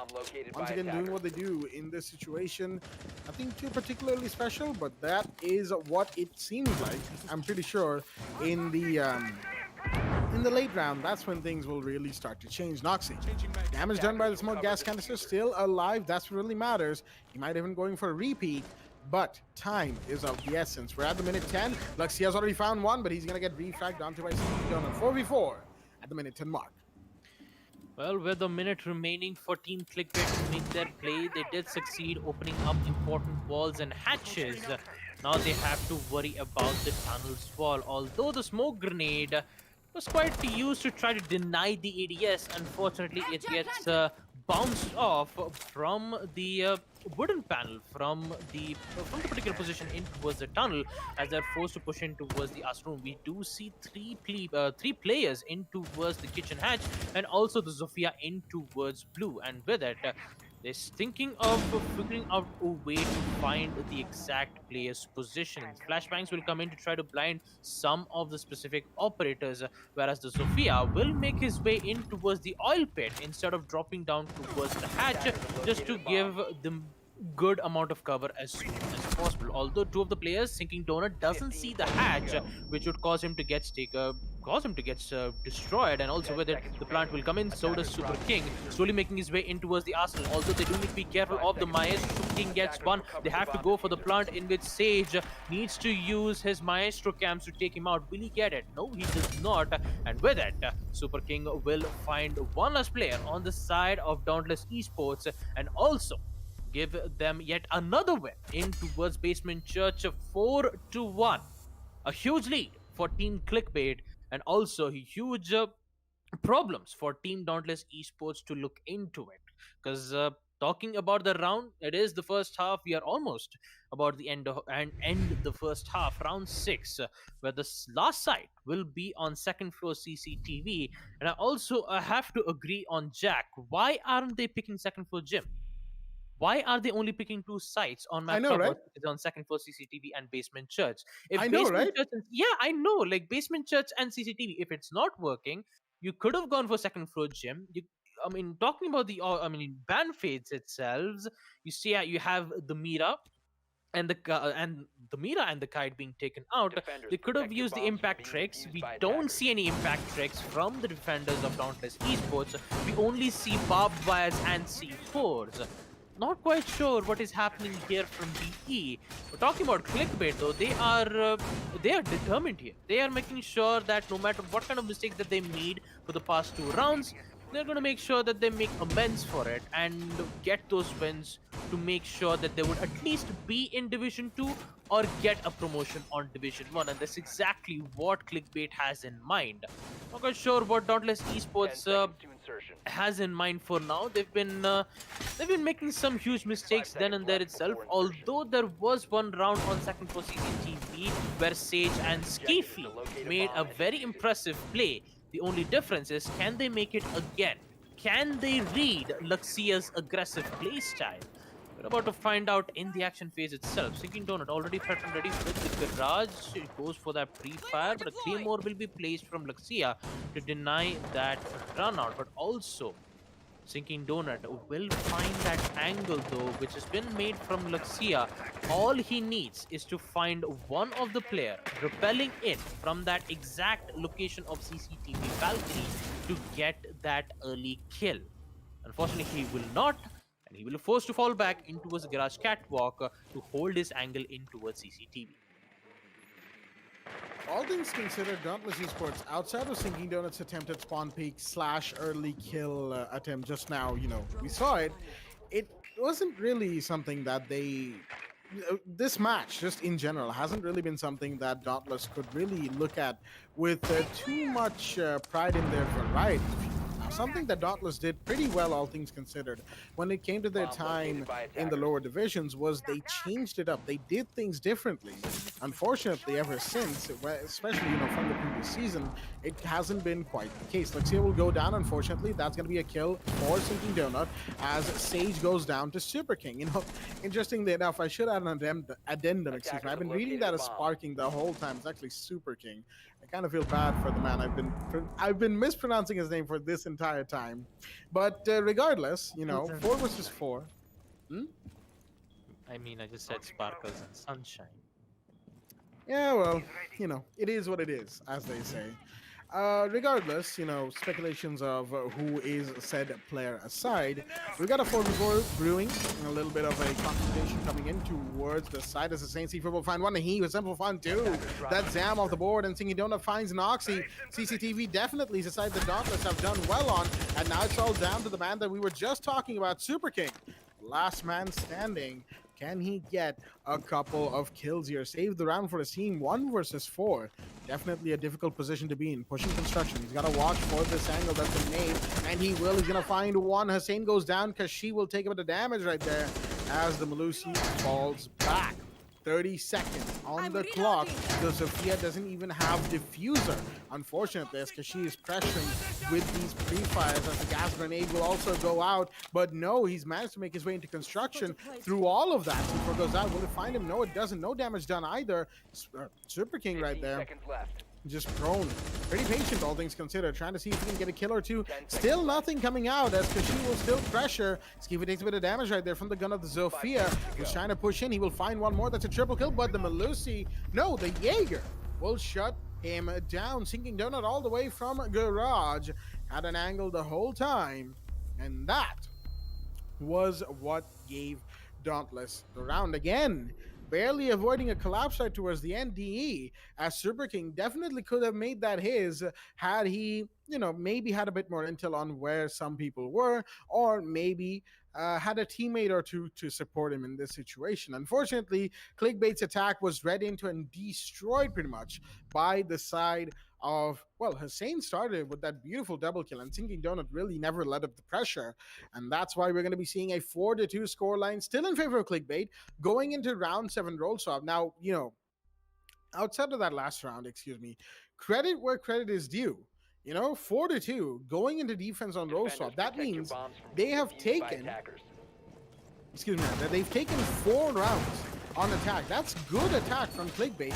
Although Dauntless doing practically the same thing over and over on Basement Church really did not help them or their case in this situation. Maybe now on the attack, Dauntless could turn things around. That's certainly been, well, not been, but sort of the case for today's games. Why do I say that? Because, looking back at the match between VPG, Vanquish Paradox, and ESM Super, ESM only really started making their case a back and forth of their own case against VPG when they themselves went on to roll swap. They were in defense, they started doing things, so it could be that we see a bit more of Dauntless Esports here. You know, what they could be and what they could do is they could show us that in this situation. I do forgive my stammering. I'm just trying to get my thoughts in order. Tedio is going to take a bit of damage. Not sure what gunfight that man is taking. But, oh no, never mind. It was just from his own teammate. Could have been Luxia right there trying to make the rotate. That did the damage to him. Unfortunate, but we've admittedly had worse situations come out in this very match with shotguns and rotates and pertaining to particular defenders. Oh, but all things considered, it's certainly going to be a very interesting roll swap. That, you know, just looking at the trends of today, but no, Luxia. He wanted to go for a big play towards Dirt. Unfortunately, Skeefy had other plans, just pre-firing the prospective location of where the smoke could pop up from. That's going to be a kill confirmed with a 4 versus 5 situation in this 4-2 round count in round 7. Clickbait in a bit of early trouble. Well, and that too, it is the tunnel control for Team Clickbait that they've lost. But looks like Hussein will also get one more, taking out Teddy and also get the tunnel control back. It should give Clickbait a very difficult to get the site under control. Noxy gets ejected from the drone, will fall back nearby towards the dummy spot. The attacker drones is giving some wacky informations. I don't exactly know where the Valk's location is. Hussein constantly giving information, and that information turns into favor. Jaeger goes down from Sinking Donut with the help of his LMG. Hussein gets one more, taking out Noxy, and with it, Sinking Donut has to figure out a way to find the entire 5 players of attackers. Slowly making his way is going to be Super King getting one, but in the end, it's going to be Sage taking out Super King, and with it, Dauntless Esports will win their round on the Basement Church, winning their attack in second half. And with it, we will go to round 8. But before we do, we have to go for a technical pause, because unfortunately the players from Dauntless Esports decided to go for it, and then Skeefy decided, never mind, let's just continue back into the round. Round 8 will come in as the site will be on Basement Church and Hostel Room, and with it, we'll be seeing Luxia bringing in the OEA operator Oryx, unless and until it's going to be a 6-pack. There you go. I was about to say your worst fears have been realized, Baba. Vigil is presumably going to come out from Luxia, not the Oryx. Sad Baba noises ensue in the background, but you know, regardless of regardless of whatever operators are coming out, you know, Clickbait do need to change things up just slightly, and they will be doing that in this situation. Forgive us. Forgive me for, you know, losing it a little bit there, but Baba seemed to be acting up in the background, if you will. And yeah, he's just composed himself. No worries here, ladies and gents.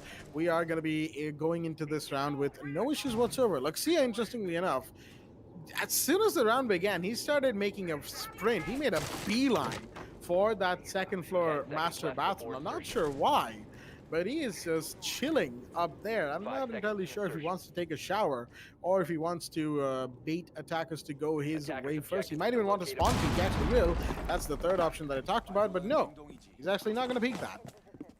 I am very confused at this man's tactics right now. Shots are being fired in the meanwhile. Those are just some standard pre-fires coming out from the side of DE. You know, windows being watched and whatnot. Probably from Sage himself now that I think about it, because it was the construction window. But let's see in the meanwhile. He wants to go for a run out, potentially. He could find Sinking Donut if he does go for it. Sage, in the meanwhile, is just going to hop down to the little balcony outside of the construction wall and then down towards Dirt, where he presumably needs to open up the wall, but the Maverick could also do that in his stead. Let's see in the meanwhile. Roaming around second floor, with the sole objective of finding a body or two or getting a kill or two, whatever he can do. Is he going to see the repeller? He does, but he can't get the kill. Far too late on that. And Kashi will be the one to finish him off. Took a bit of damage, admittedly, to Habana, but the trade-off wasn't really there. Super King, investigating the situation, decides that it's best for him to fall back, as now there's multiple attackers watching that little opening. Unfortunately for the Vigil, the opening itself was bad, because you saw him go crouch and then uncrouched, thinking he had cleared it. Unfortunately, he had not. Needed to be just a little bit more careful. Time was not on his side there, seeing as the reaction time was what really mattered. Unfortunately, his was hurt by that rotate not being, as good as he thought it would be.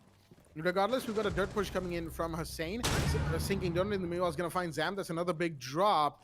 Now it's a 3 versus 5. And Clickbait, once again, in trouble. Well, it's a 3v5 situation yet again. It is the same repeat of the previous round. The only difference is Luxia almost, failing that run out right in towards the repelled window of kitchen. Super King sees one, doesn't get the connect, but that C4 will from Noxy taking out Dr. Kashi in towards kitchen, but at what cost? Noxy has been dealt with some major damage right from the main stairs. He has to worry about 3 angles, vertical line of sight, mid stairs, and also from the tunnel. He's been cornered, he's been taken out, and with it Super King will get one more, taking out Hussein as well. The nade will come in, but no avail. A very aggressive peek from Super King, and it fails yet again. 1v2.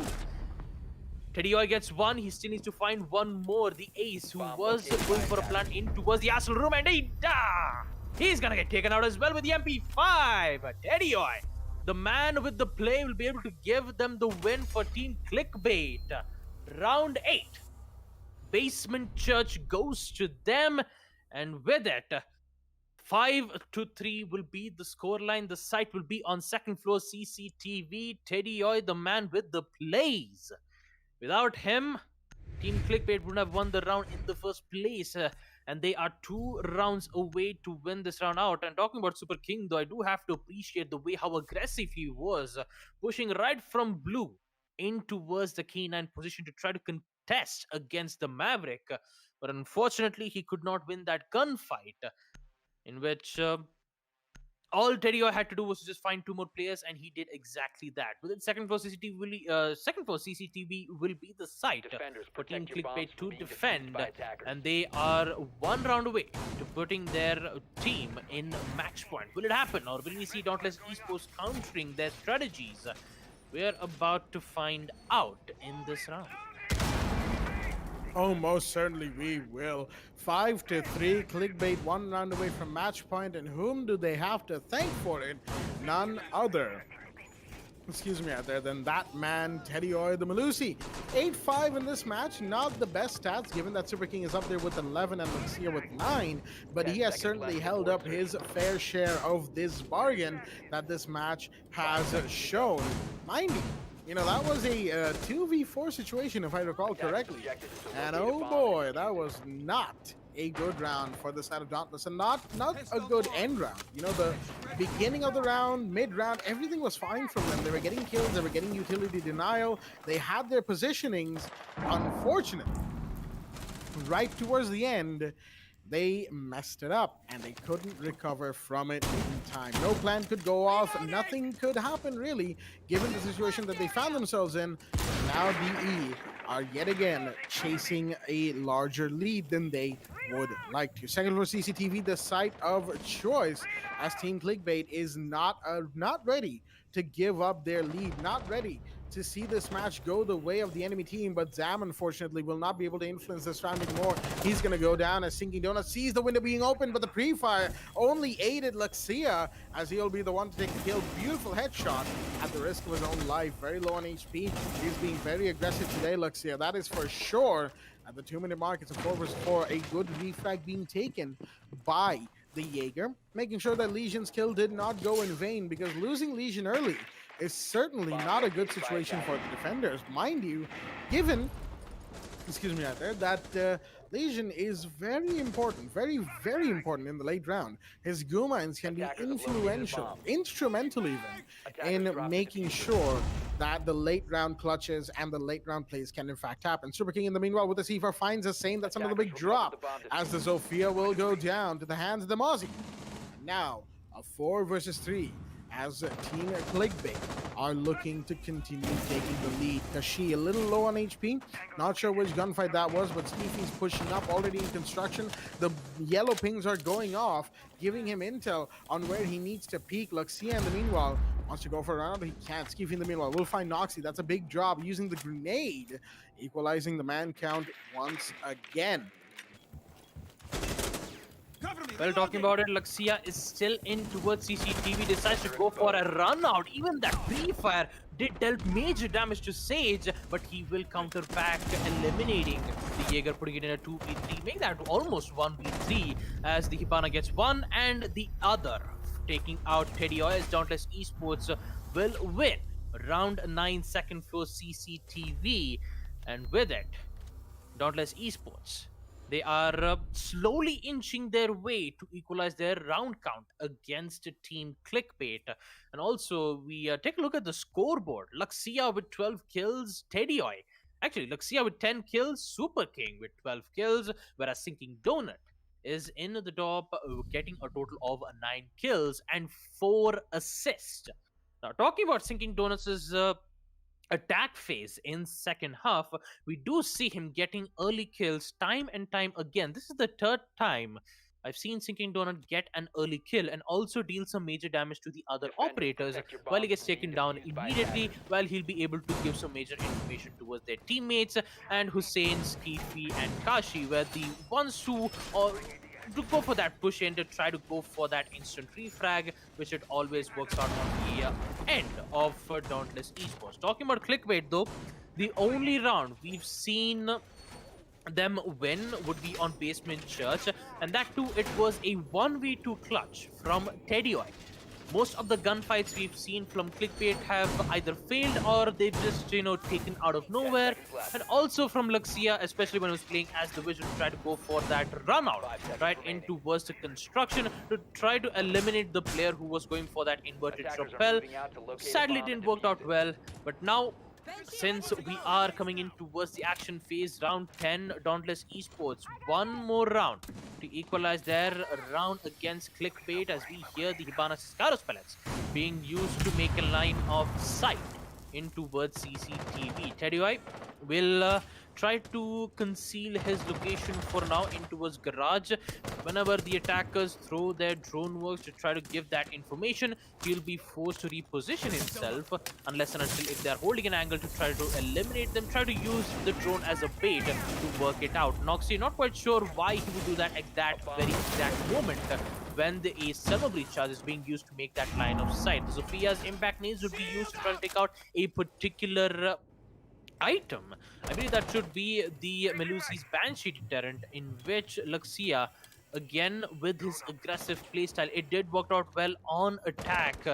Will it work out well on defense? Although it didn't work out well for him for the past 2 rounds, maybe this round he might be able to get important kills to give Clickbait the win. Talking about their wins in the defense sides, it's not going too well here. Sinking Donut making his way in towards the gym, holding an angle from construction.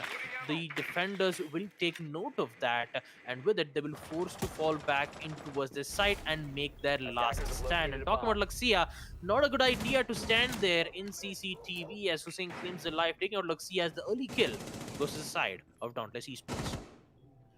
I have to say, Dauntless's attack has been pretty good so far, but one thing that's certainly been aiding them, and not to take anything away from their attack strategy, is the fact that Clickbait have just been far too ill-advisedly aggressive. It's given them kills like this for sure. Super King from down below with the C4 play is certainly going to make things a whole lot more interesting in this round as Sinking Donut goes down. Even then, they've been far too aggressive, far too jumpy, far too, thinking that they could just get away with peeking everything. Unfortunately, it doesn't work that way quite. Unfortunately, the Maverick will take a ton of damage. Super King playing that patiently, and there you go. You can be aggressive, but you don't need to be all the time. Sometimes just holding back and waiting for the attackers to come to you will work, but unfortunately, Noxy and Super King will also go down as Hussein finds a trade. Not quite a trade. He took down Zam. Teddy took him down. In the meanwhile, as Dr. Kashi will come in, finish off the kill onto Teddy as well. Quick finisher right there from the side of Dauntless, who are definitely doing things quite well in this match. They've put themselves back up to a 5v5. They were 1-4 down not too long ago, and now they have equalized 5-5 on the round count, ladies and gents, in round 11. as things are heating up more and more as the match goes on. Basement Church and Arsenal Room will be the site of a choice. And I have to say, Team Clickbait, they are slowly, I think, realizing that maybe being ultra aggressive isn't going to win us the game, as evidenced by Super King holding back, as well as they themselves holding back a little bit. I still think they need to do a bit more work on the fly here. Noxy, you're going to bring in the Wamai as we head into the basement side. I don't think we've seen Gym Bedroom still from either of these teams. They've sort of been doing the same thing over and over again. That last round seemed a little different in terms of the way Clickbait wanted to, defend. Unfortunately, it didn't work out. It's Basement Church once again, and the only big difference is we have a Wamai in play in place of a Vigil, and that's about it. And maybe a Legion. I guess Zam the Legion could be thought of as a operator change, but not by too much. They had Legion a couple rounds ago as well, so nothing really that we're seeing from Clickbait that might help them in terms of operator changes. Could their gunfight potential win them the match? For sure. It has happened before. But excuse me, they're against Dauntless Esports, not given the way that Dauntless has shown up to this game now, made it a 5 versus 5, that is less and less likely to happen. They're watching their runouts, they're watching their flanks, they've got their drone work up to par, and that is definitely hurting Clickbait quite a bit, in addition to them just being far too jumpy in this situation. We're about to find out if they can sort of curb their enthusiasm a little bit, as we've got the dirt push coming in from the they're from the Ace Summer Breaches, as the Excaliburs will also go out. Zam, he knows that the flank watch is in, but unfortunately, he can't exactly shoot through the boxes out there behind the grill, so he'll just have to fall back. Impact Trick in the meanwhile is going to come out, denied the Hibana her first set of Skyros. The second set will be thrown in. Will it go off? I think it may have. We'll find out in just a second, and no, it has not. The Impact Trick has happened. The third set of Skyros will come in, but that's been denied again, I think. Something tells me Dr. Kaji could have started with only 2 pellets to bait out the Impact Trick. Unfortunately, he did not. That's a little unfortunate. 5v5 in round 11. No bodies lost so far. I say so far with a hint of trepidation, as we have a big peek, and there we go. Kashi will punish it. Super King goes down. 4v5 at a minute 30 mark. Clickbait yet again having a lot of problems dealing with Dauntless Esports style of attack. Let's see still holding in towards the kitchen. Sinking Donut needs to be careful about this. And I believe Yeager has actually seen him. Or did he just fall back? No, he does not. He's just waiting for that right movement, and that's exactly what Luxia needs. Taking out Sinking Donut, putting it in a 3v4 situation, but it is still not enough. They have control on top. They have control on towards the kitchen hatch.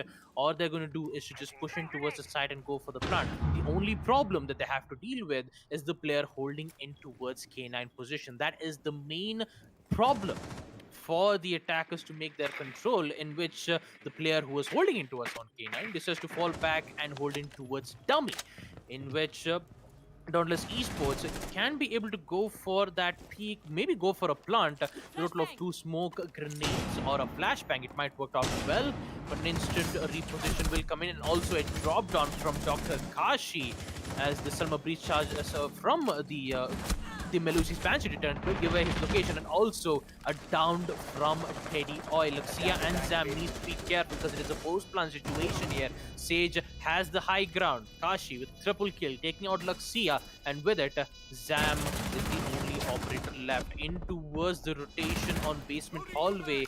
Yes, either have a decision to go back towards on kitchen hatch or try to get them head on. But talking about Dr. Kashi though, he is on a quad kill, and all he needs is 1 kill to take out Zam. Will he succeed? Whips out the bearing 9.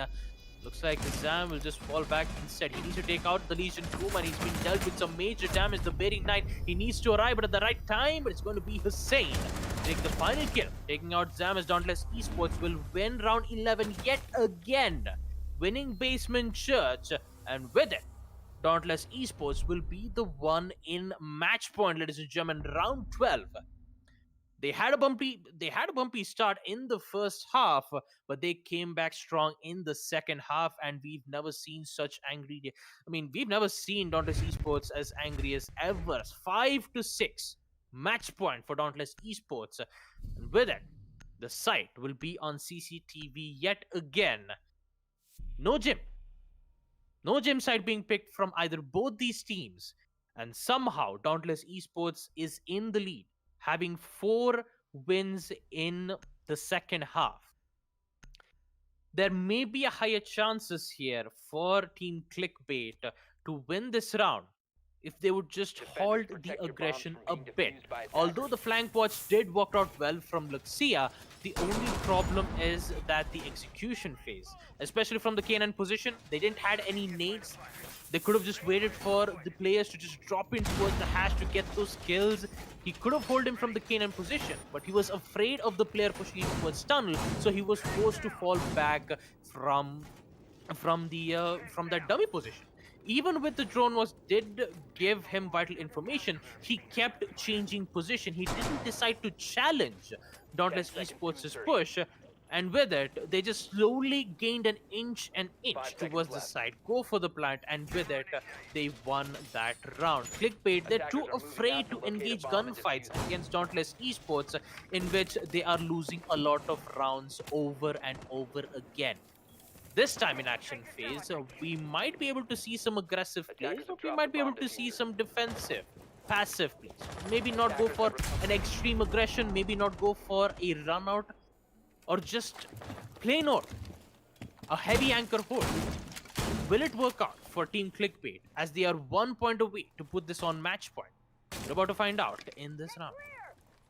This is a very interesting peak, I'll say that much, from Luxia, as he has gone all the way to dirt to try and find somebody on the jacuzzi balcony of gym bedroom. I don't think he's going to find anybody, though, as nobody, excuse me right there, so far has decided to push in there. Maybe we saw an outline heading in that direction.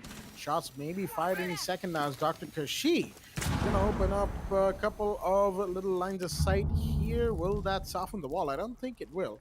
But I think, no, it actually doesn't. That's not going to make the wall soft. So no breach will come out, but they can still get in from a different angle. As Sage will find one. That's Zam of the board.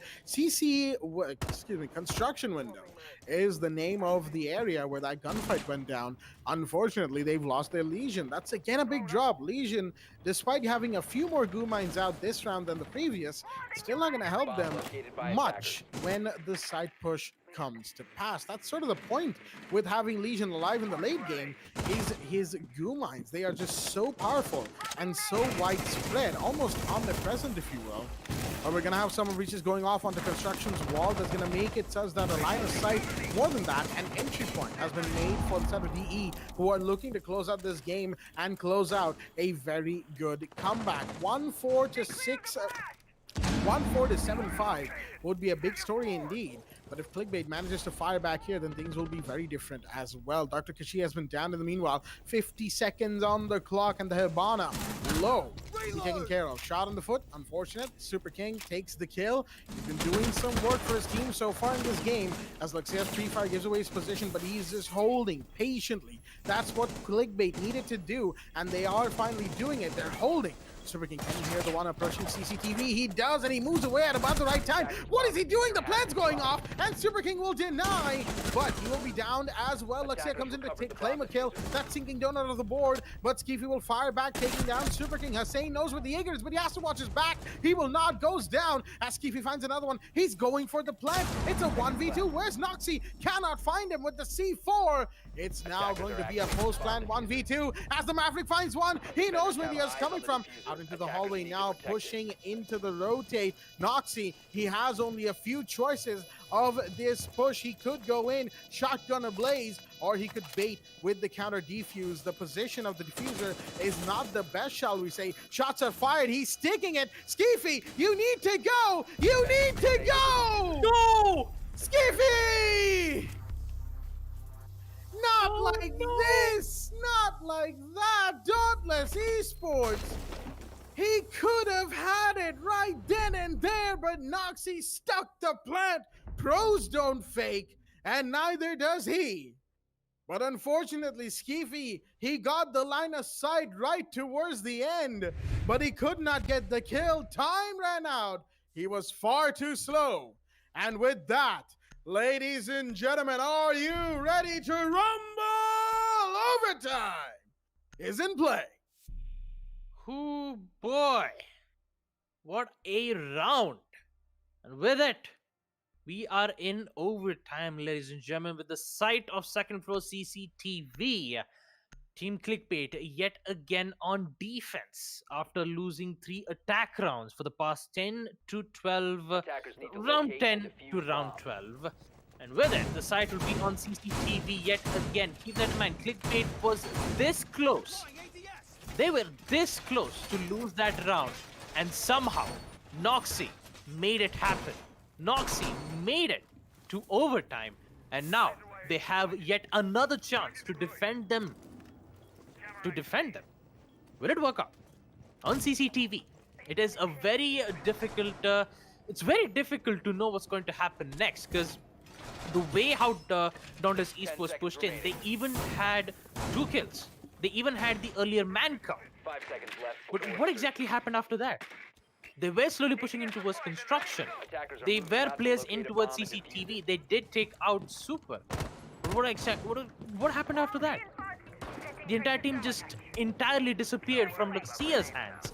Tried to equalize the round count, putting it 1v3, where Skeefy was all by himself. He almost had the chance to win it out, just to get merely humiliated from Noxy. And with it, they are in overtime yet again. Action phase will proceed with the defenders finishing up their final touches in towards the side. Bandit charges to give some major damage, and also mute jammers in towards CCTV. The frag grenades will come in from Skeefy to take out the mute jammers. Will succeed. The ace summer breachers will not, however, come in, which would deal some major problems here from the attackers itself. Dr. Kashi will try to amend or assess the situation, trying to figure out where exactly the mute jammer is.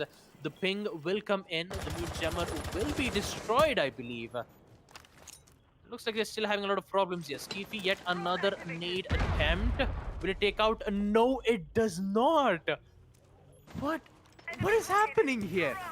Skeefy, he still needs to be careful here, because if one of the defenders holds that angle, Skeefy is done for.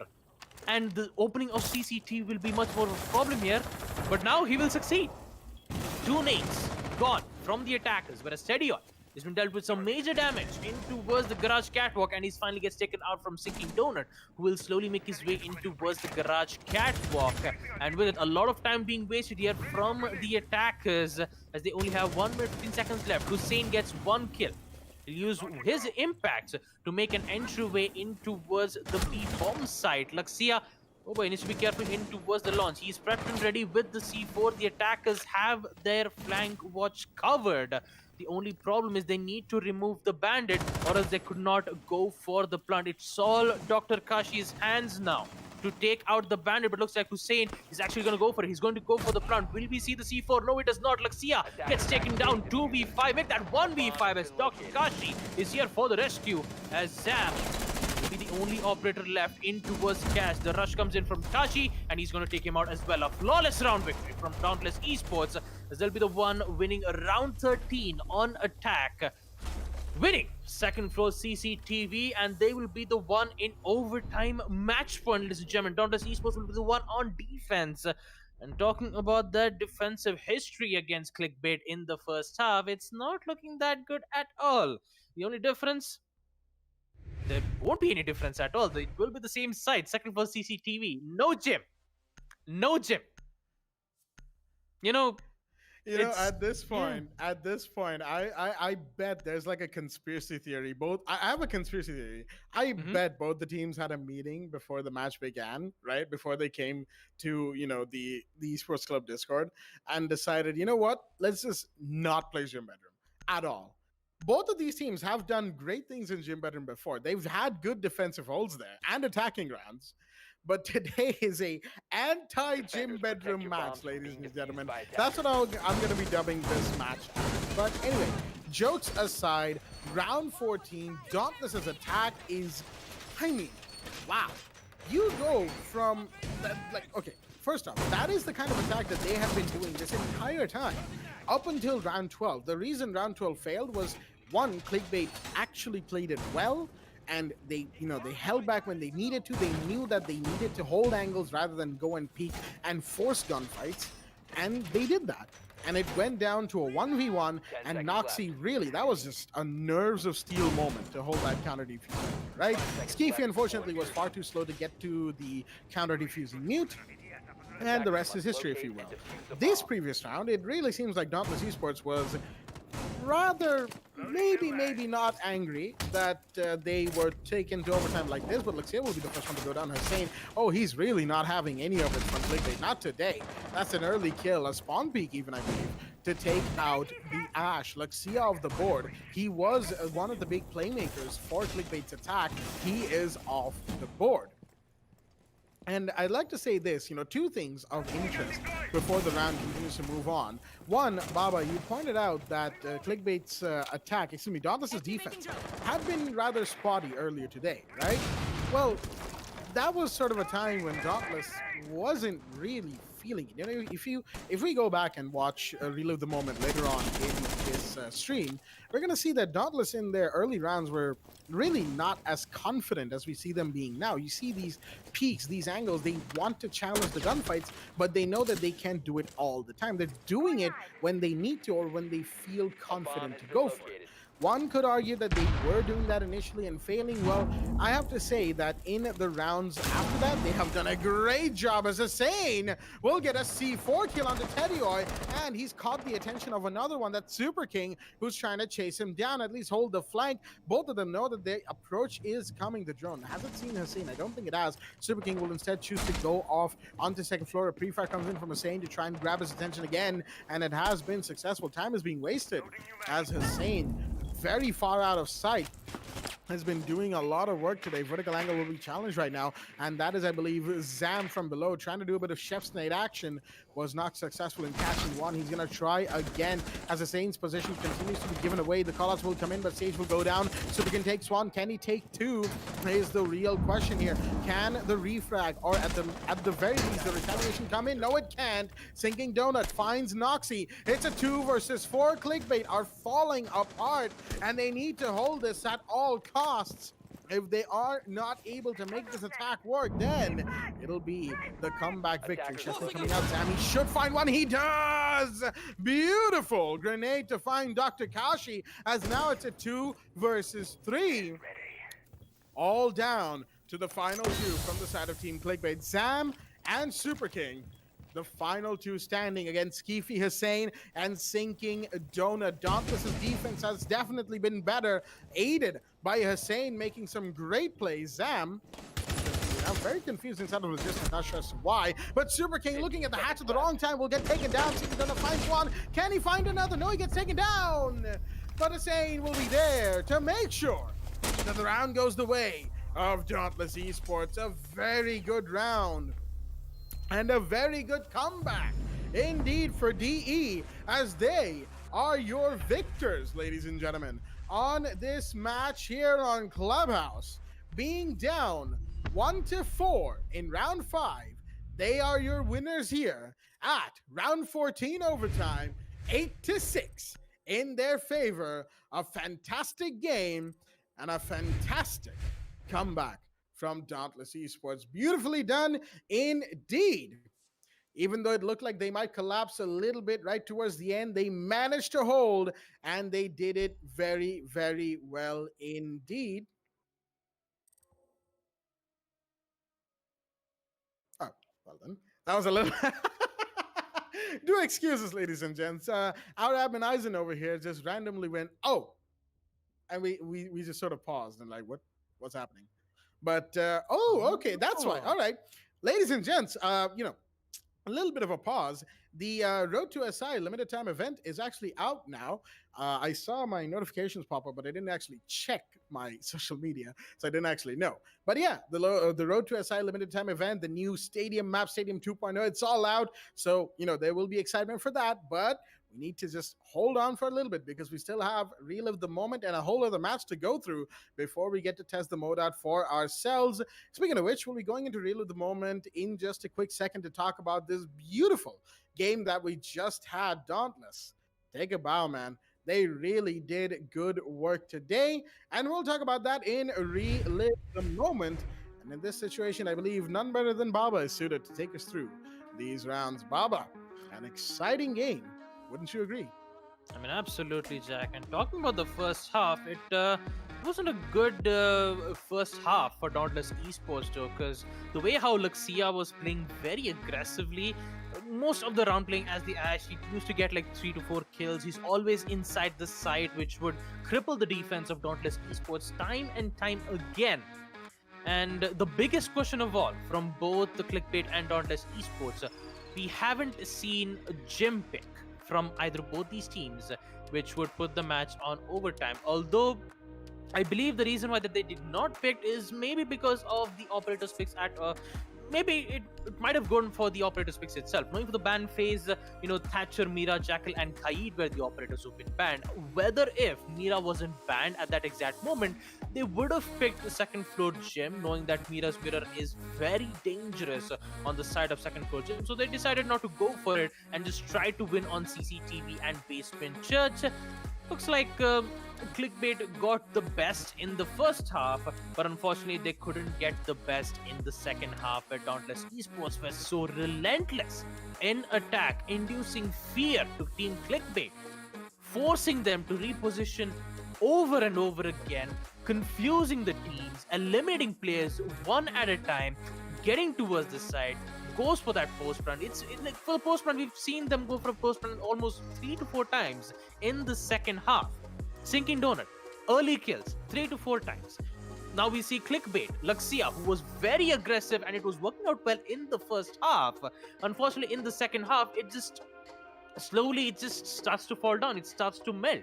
Not quite sure what exactly happened at that moment, because every single time he goes aggressive, especially on the site like CCTV, he's always exposed to multiple angles, especially on CCTV balcony, on the windows of Garage Catwalk, and also in the mid stairs, which would always put Luxia in a very difficult situation and always gets taken out early from either Sinking Donut or from Hussein. Now, talking about Dauntless Esports' defensive plays in the first half, not quite sure what exactly happened there. In the first half, we don't see them go for a roam game. We don't see any extended roam coming in from either both these teams, or either from Dauntless Esports as well, on towards defense itself. Most probably they weren't even confident at all. But somehow in Attack Clubhouse, it did work out well in the end. And also, what a way to make a good comeback from the side of Dauntless Esports too. They would have just went in for 7-5, but unfortunately, the way how Noxy played, going for that defuse, was the reason why the match went for overtime. Talking about Skeefy though, oh boy, he did get 3 kills. He was in a 1v4 situation, went in for the post run, unfortunately had 0 information with the attacker's drones, which led him put Dauntless Esports in a very difficult spot, putting Clickbait in overtime. But still, it did not stop for Dauntless Esports. They kept pushing their limits. They knew the weakness of Team Clickbait. They knew that there was that C4 play coming in from Luxia. If that C4 play did come in, it would have denied the entire plant, but you had Doctor right beside him, making sure that it does not happen. The flank watch was so supreme from Dauntless Esports. They made sure that it does not happen and make sure that Clickbait would go down. And they did go down indeed. And talking about that last overtime match point, it was just Hussein all over again. C4s fly in, spawn peaks come in, and also the last final kill from Hussein to get that wonderful shot. And with it, Dauntless Esports will win it out, putting it 8-6 against Team Clickbait. What a way to end the match. And also, with the relive coming into an end, we'll just take a look at it in the standings as well. Dauntless Esports will be in 5th position, actually in 4th position, winning 2 matches. And they'll be in 4th position, whereas Vanquish Paradox will be in a very huge round conversion rate, winning 3 matches, 18, 9 points. Although we still have much more matches to go here, ladies and gentlemen, we still have one last match to go here. It's going to be Team L2K going up against Team Red Vipers, and the map is going to be on Oregon. A very exciting match and also an exciting map that we're going to witness here. And with it, Red Vipers are going up against the best in South APAC, Team L2K. What's going to happen? Will we see Red Vipers fling back against L2K, or will L2K assert dominance against their opposition team? We're about to find out after this short break. We head for the sky, it's alright. Our wings wouldn't fly, it's alright. If we are crashing down again, pieces of love, it's alright. Scattered in mud, it's alright. You're giving me a lie again. And tell me what you want, this time I won't take it to the heart. Cause I know we won't make it out. I've heard it all before. Yeah, tell me what you want, let me hear that I'm the only one. You know that we won't make it out. We've heard it all before. It's alright. It's alright. It's alright. It's alright.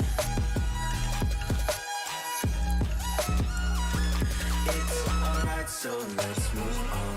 It's alright, so let's move on. It's alright, so let's move on. It's alright, so let's move on. It's alright, so let's move on. It's alright, so let's move on. It's alright, so let's move on. It's alright, so let's move on. We head for the sky, it's alright. Our wings wouldn't fly, it's alright. If we are crashing down again,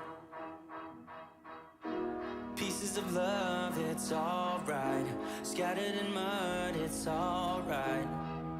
You're giving me a lie again. And tell me what you want, this time I won't take it to the heart. Cause I know we won't make it out. I've heard it all before. Yeah, tell me what you want, let me hear that I'm the only one. You know that we won't make it out. We've heard it all before. It's alright. Hey. It's alright. Hey. It's alright.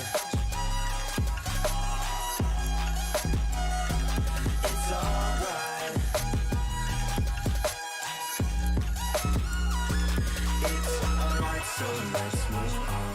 It's alright, so let's move on. It's alright, so let's move on. It's alright, so let's move on. It's alright, so let's move on. It's alright, so let's move on. It's alright, so let's move on. It's alright, so let's move on. Alright, so let's move on.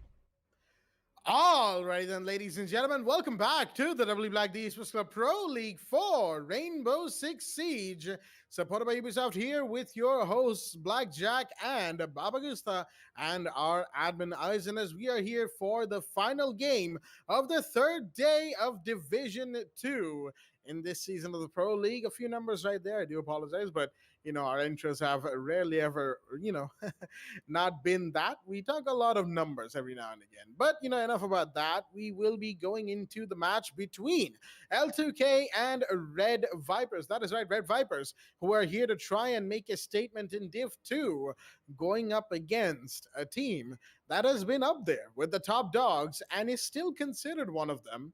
That is Team L2K. Sure, recently their performance has been a little bit all over the place, and, they're only just about clinging together. Although, that may be a harsh assessment of their recent performance, it still hasn't been particularly great, and I'm sure that they will have noted this themselves, and that's going to make this match a whole lot more exciting to see how they stack up against a team that is trying to be one of the new insurgent teams of the region. Let's see if Red Vipers can usurp one of the biggest dogs, one of the biggest players and teams in our area, in our region. Or will L2K continue to try and get back to Division 1?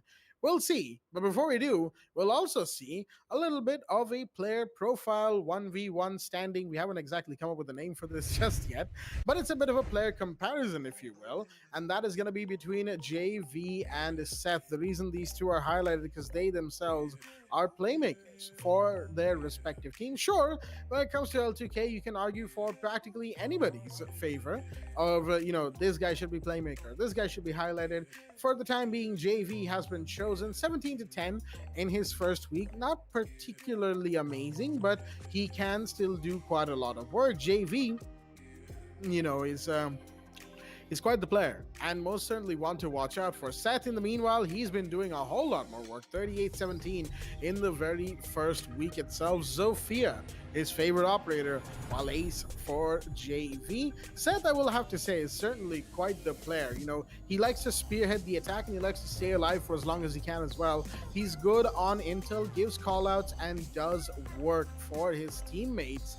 So it's going to be interesting to see how both of these two and the teams that they play for stack up against each other in tonight's match, which is going to decide quite a few things, all things considered, for these two teams. Both L2K and Red Vipers are going to be in, they're going to be locking horns actually right now on the map of Oregon. Red Vipers on the defense, Live to Kill on the attack. Let's join the players on the ban phase, as Maverick and Blackbeard have been banned back to back.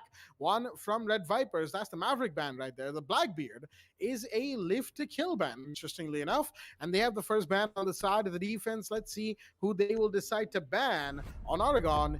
It is Maestro. That's certainly quite different. You usually don't see a Maestro ban from attackers, or anybody really, when it comes to Oregon, because Maestro, while he's a fantastic operator, one could argue that Mira, Womai, operators like those are more important to be banned. And speaking of Mira, Red Vipers will be the ones to ban the Spanish defender. Not really too surprising. Defending teams banning Mira first because they don't want to go up against her when they go on the attack. Bit of forward thinking right there. From the side of Red Vipers, who are going to be going into defense first. But before round one gets underway, let's have a look at both the rosters that are here in the lobby for ourselves today. From the side of L2K, we've got Fadals, Mello, JV, Nos, and Blank. And from the side of Red Vipers, I butchered that trying to go fast. Anaconda, Seth, Bearfer, Electric, and Ali G. Ali G-ster, however you want to say the full name or half of the name. We call him Ali G around these parts, as we'll be moving into second floor kids' dorms and dorms main hall with a 6-pick from Seth out of the cap can into the Goyo. Round one is underway. I've kept the man from the mic long enough. Baba, take it away. Thank you for that, Jack. We will be seeing Defenders, Seth, protect your bombs the from man being who used by broke attackers. the record of Dark Lord's kill streak in the first kills in first match. Again, I technically butchered that. It was 24 kills from Dark Lord, where Seth did break it, putting it to 25 kills in one single match here. And Seth go up against L2K, a very exciting match that we're going to be seeing here. And also talking about L2K, they've hit some major bumps, in some of the teams, but they still recovered it in such a good fashion. Some of the matches, some of the rounds didn't quite work out well there for L2K. But for now, let's see what's going to happen with L2K Attackers' objective is in to the locate a attack bomb and as action defuse it. phase will proceed. Especially Mello, the interesting spawn right towards the backyard. And also JB, who will spawn in towards the street to give some support from the attackers, especially fatals that would require disabling some of the particular, some of the utilities that would be the bandit charges, which is on towards the games room, and also the attic walls in which the attackers needs to open up. That should be their main focus.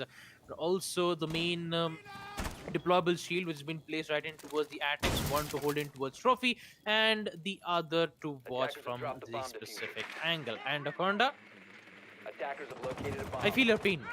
I feel your pain. You just took out the bandit charges. You weren't supposed to do that. You were supposed to make an angle of sight in towards the classroom entrance. But looks like that is one less job for the attackers to open up that wall. But looks like Seth just encountered some of the attackers, dealt some major damage, and now he is in a bit of trouble. So he decides to go for a roam game. And he will rotate back from the basement laundry stairs and he'll make his way towards the trophy. But although he needs to wait for the exact right moment, because Fatals will succeed opening up at least some line of sight in towards the games room as he is holding an angle Anaconda. Oh boy. Not a good idea to be peeking at that exact moment there. And with it, already one kill and a C4 from Seth to claim the life of Fatals to make it a 3v4 situation here. And looks like L2K might have been in the wrong foot, although Seth gets some major damage, but it's not going to work out well. But Blank does, though, taking out Barefoot, equalizing the round, making it 3v3. Make that 3v2 as Blank gets another. Gets 3! Blank! Taking out Ali G as it all goes down to Seth, the man with low HP, the man who broke the record. He needs to figure out a way to get 3 Attackers have kills recovered their in diffuser. less HP. It is merely an impossible task for Seth to make it. But will he get it though? He gets 1 though, but can he get the other 2? Nos will go for the plant, whereas Blank will be the Attackers are one holding an activating angle, and with it, the post-plant situation will come in. Seth needs to figure out a way to get 2 players here. He doesn't have any information on where exactly the bomb went, neither does the player's location, in which he is forced to peek on every angle, every pre-fire the attackers have been made, and Nos will make sure that Seth goes down. L2K will win their first round of attack on second floor kids, despite being a huge problem for L2K, especially in their execution phase. But talking about Blank there, getting those 3 kills right in towards the white stairs, they will somehow win in round 1, the attack phase on second floor kids. Unfortunately, one of the teams, especially Nos, has to leave the game. They did actually ask for a pause timer, and they've made sure that there was a skin. So he's just going to go back to the main menu, remove it as soon as possible, and then come back to the game. Don't worry about that, ladies and gentlemen. It's not going to take a lot of time. It's just going to take merely 5 to 6 seconds, and then he'll be just back into the game to resume the match. 1-0. The site will be on second floor kids doms yet again. And talking about the first round itself, second floor kids, Red Vipers almost had the upper hand. They did, to be honest, actually not the upper hand, although it was the Hibana who actually did get the upper hand. Well, he did get the kill eliminating Anaconda, whereas Anaconda was so surprised that he did not expect it to see a very aggressive Hibana right nearby, actually right beside him. And also, quite an unfortunate moment there from Red Vipers. They did make some silly mistakes, especially Anaconda accidentally taking out the bandit charges where he was trying to make a vertical lines of sight into his classroom.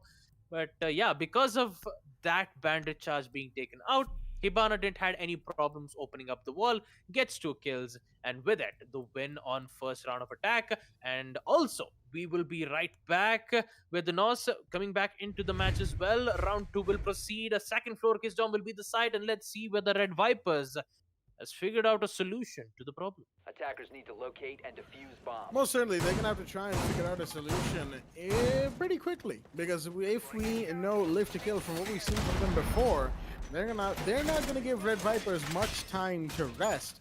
This little pause timer that we had to use at the request of LTK, of course, excuse me, out there, was primarily because they had some issue with the skin or something like that. That's what they told us in the chat anyway. And then Nos left, came back. Hopefully everything is set back to default as it should be according to the rules and whatnot.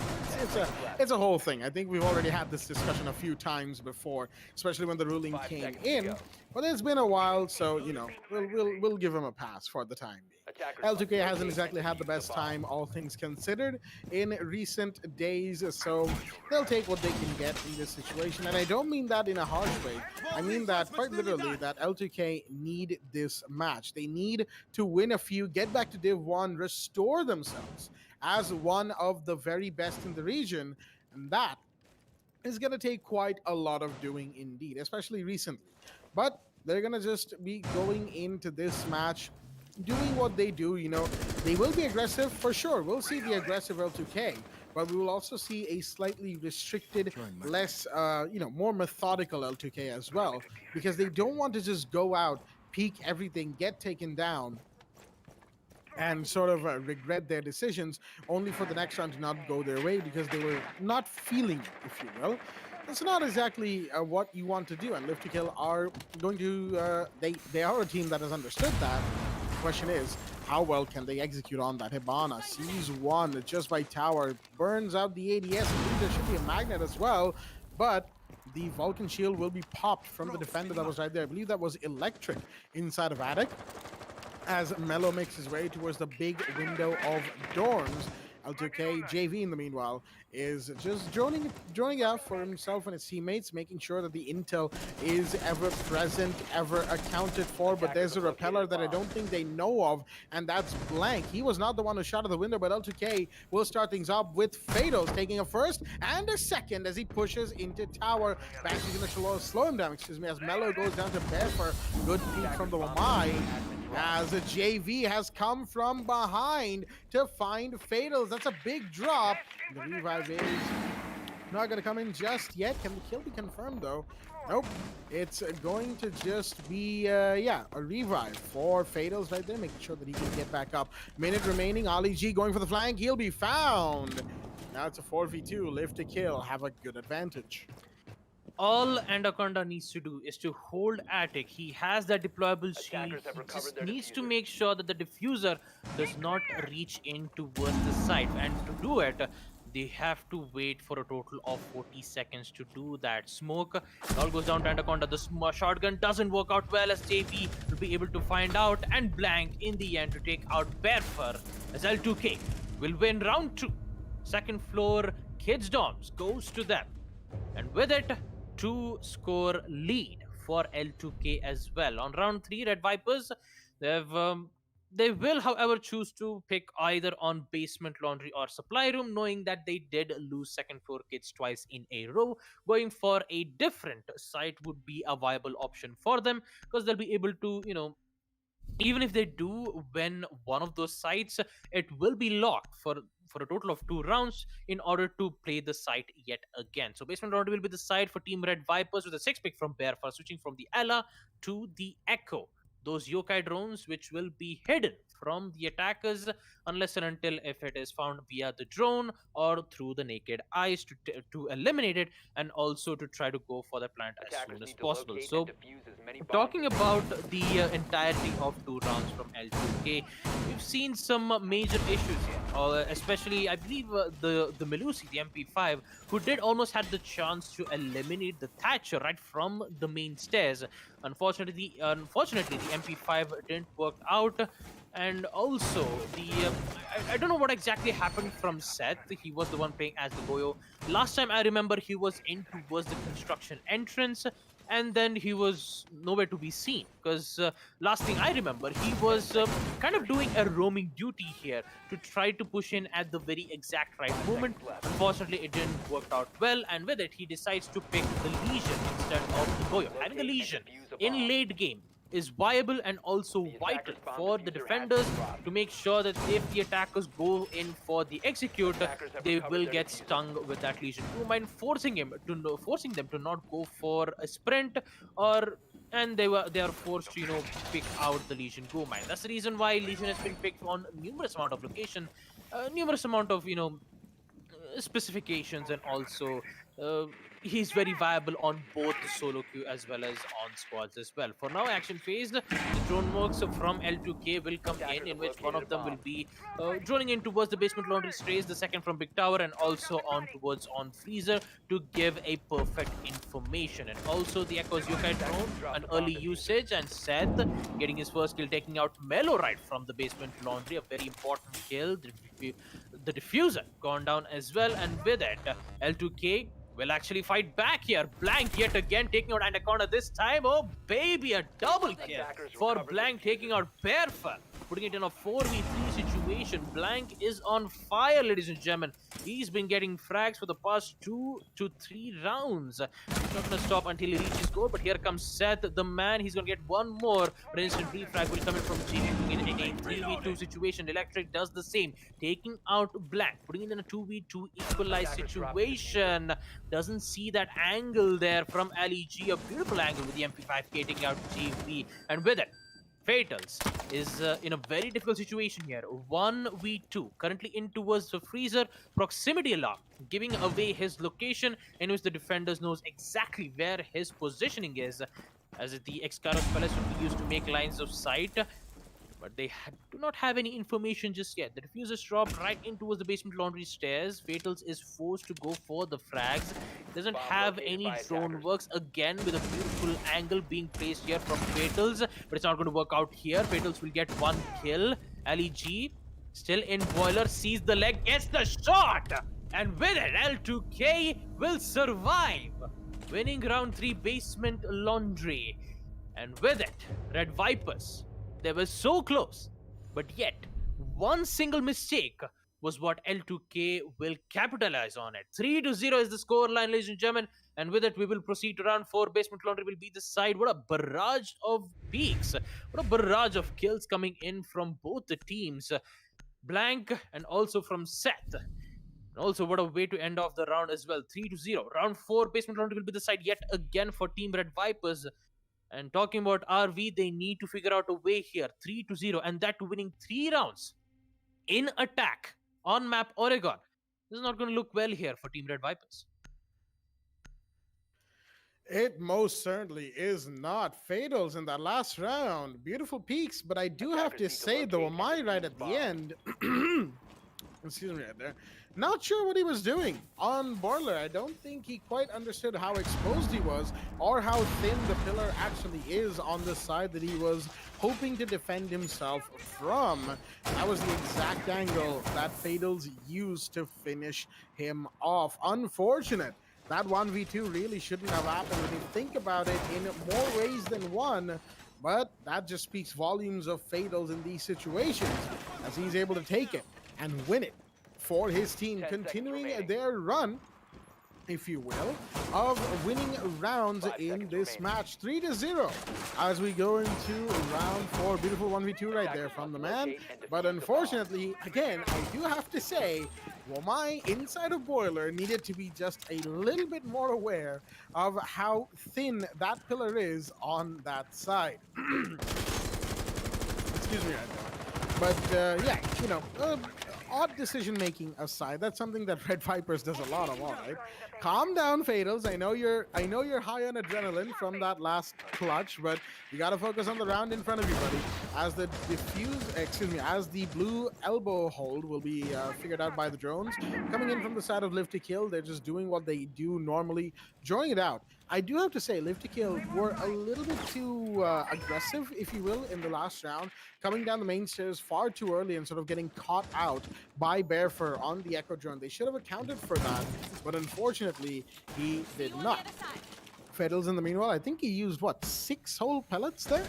Not something you see every day these days, given that Hibana can sort of regulate the number of pellets used on any given hatch, and the recommended amount is 4, because that is what it takes to break a hatch. I mean, one could say that L2K is just trying to expedite the process, but at the end of the day, expediting the process like that, and not making enough room for intel and utility coverage could only lead to, of course, teams falling apart. Well, Fatal will be the one to first fall, and that's not going to look too good. Excuse me. Ali G is going to be the one to get killed and get reflagged. Re-peeking on backstairs, JV takes it. His position given away now, both by those shots fired and by the the proximity alarm that is present and waiting his approach. Blank in the meanwhile he's trying to make a play, but the Ash will go down, and instead of Freezer, Nos will be the one to fall as Seth falls to Mellow. 3 versus 3. This round could really go anywhere as the front stairs is being pushed, but so is the backside. And the Condo's watching 2 angles at once, and he could be caught out from either. And the shield will be taken care of by Mellow's grenade. Good stuff. And the Conda gives callouts. Bearfer gets the kill onto Mellow. That's the front side taken care of, but they still have to worry about the back. Claymore goes out as Bearfer is now going to push up alongside Electric and Anaconda in the 3 versus 2. Shots are fired. That's Zophia's position given away from the attempted pre-fire. As Anaconda still has to hold on a longer angle from inside of Freezer, but there's somebody approaching the hallway. What? Blank is going to take advantage of the confusion. He gets one, but Anaconda gets the other one. Down onto Sophia, and the kill confirmed. Barefoot and Anaconda will be the ones to take the round for their team, as unfortunately L2K once again not making enough room for clearance, both in terms of utility and the man count, will be the ones to fall for one round. Finally, a defensive round goes the way of Red Vipers, as they will move to second floor kids' dorms, and dorms main hall. Lift to kill are slowly being read into, and that's not a good sign if they continue down the same path. Well, talking about Red Vipers, they just won half of the battle. They still need to win more by winning 2 more rounds, round 5 and 6. Being the site on second floor kids, do see an interesting 6 pick from Blank, switching from the Zofia to the Thermite. Very interesting. Very interesting pick, because, you know, when you see Blank, most of the time you do see him pick the frag operators, like either the Sophia or the Ash, but you're going to be seeing Blank doing a support role. That is going to be a very interesting play here from L2K. I mean, knowing that Blank also does both flex as well as, so I mean, he's basically a flex player, does know how to play both, you know, the frag as well as the support. So maybe there might be some other ways to do it. And also the reason why Blank did pick Thermite is to make sure that he'll be able to open up attic and second floor kids as fast as possible. Knowing that you have Fatals with the X-Kairos pellets, you'll be able to use it to open up either on the second floor games room, in which the Alibi is holding on to from that specific location. Ali G in towards Armory will decide to hold his ground from that specific position. Nos with the drone works, I believe. Actually, not the drone works. The repel game will come in, and also the drone works to give him the information that he requires. If they did get that information, Melo will be able to pop out his nade to take out Alibi if he get the information. The garage push from Nos will come in. Although they don't have any perfect information just yet. The Thermite exothermic charge will be used to open up the walls on towards attic. Double claymores right from the big tower stairs, and also a denial, I believe. Not quite sure which one was it, but it will succeed opening up the attic wall. Now their second main focus is to either to open up the walls on kids, as Ali again in a chef nade right from below. I believe that was Nos from using the Ash breaching charge, I believe. And here comes the nade from Melo. Will it work out? No, it does not. Wrong calculation. But still it works out well. The down will come in from Ali G as Nos gets one, taking out Seth. And Ali G downed, but still they don't have the confirmation of the players just yet. He's going to be downed. and they still don't see him. There you go. Melo will be able to find him, taking out Ali G, putting it in a 5v3 situation, and with it, Red Vipers will be in big trouble. Attackers have dropped the bomb diffuser. Well, they will be, but that kill on the Fatals will certainly pull things back a little bit by Anaconda. Well done right there, peeking the breach to take out one. That's the Hibana off the board. More importantly, that is Fatals gone, and he's still running around inside the trophy. Anaconda has not been contested. Instead, Melo is trying to throw a grenade through to Attic. I'm not sure what the decision making is, but finally a ping will go out and the pre-fire will find Anaconda as well. Unfortunately, pinched in a position he couldn't get out of as Electric finds one more. That's blank off the board. Grenade goes out, but that won't go anywhere. Electric is still fine. So is Barefoot. They're watching this entry through trophy. Melo's going to take a bit of damage, but JV finds the kill instead. And now it's all down to Barefoot, who's also going to be taken out by JV. Good stuff from Left to Kill, as their attack still has a few holes in it, admittedly, but this attack was certainly a lot cleaner than the one we saw previously on Basement Laundry. We'll see that in the instant replay as some good droning, good little bit of clearance, and, just entry towards wherever they need to be is going to be what gives the side of Live to Kill their rounds. Going forward, 4-1 is the scoreline in their favor. As we are headed towards Meeting Hall and Kitchen, a site change-up, much needed as well for the side of Red Vipers. If they manage to make this one work, they'll make it 4-2, give themselves a little bit of leeway to play in the upcoming attack rounds post-roll swap. But it's going to be very tough for them indeed, as Live to Kill on the defense is a force to be reckoned with. Ali G, 6-pick out of the Frost into the Legion. He's going to bring in those goo mines for a bit of uncertainty, for a bit of push, denial, and punish, should the Legion mines be used that way. Along with the castle in play, it's fairly standard stuff from the side of Red Vipers when it comes to this meeting defense. With the 6th round underway, credit where credit is due, though. Live to Kill on the attack have taken 4 rounds in Oregon. It's not something you see every day, or not something you see too often, I should probably say, because we see attack rounds in Oregon be taken with quite a bit of frequency when it comes to Division 2. So I shouldn't really be surprised, but at the same time, Red Vipers on defense are a good team. With some issues, sometimes they peek a little bit too much, sometimes they don't really watch their flanks, or they go for a flank at an ill-advised time, they push up and they get taken out, or the drones are there where they really shouldn't be, and you'd think the defenders would be able to take them out if they see them, and a whole bunch of other issues. But then again, Live to Kill has their own, so it's more of a match of who can outplay the other while still having these problems, and that's where Live to Kill has so far managed to outdo the side of Red Vipers. Can they continue to do well? Well then, looks like Fatals had a skin again. That's a little unfortunate. This time he will be team killed, and L2K will be forced to play a 4 versus 5. That is so unfortunate right there. Fatals, man, the last time we saw him on stream, then versus now, he seems to have equipped a few skins and forgot to dequip them for this match. That's very unfortunate, but it is what it is. Live to Kill, 4v5, 2 minutes on the clock. Well, located by attackers. Fatality, like to call it. But anyways, Blank with the draw will be able to open up the walls in towards the meeting. The drone works will come in, giving them the information. The only problem is that they are met with a 4v5 situation. The pre-fires will come in which Sledge will lose to that gunfight. Actually, it's an instant trade.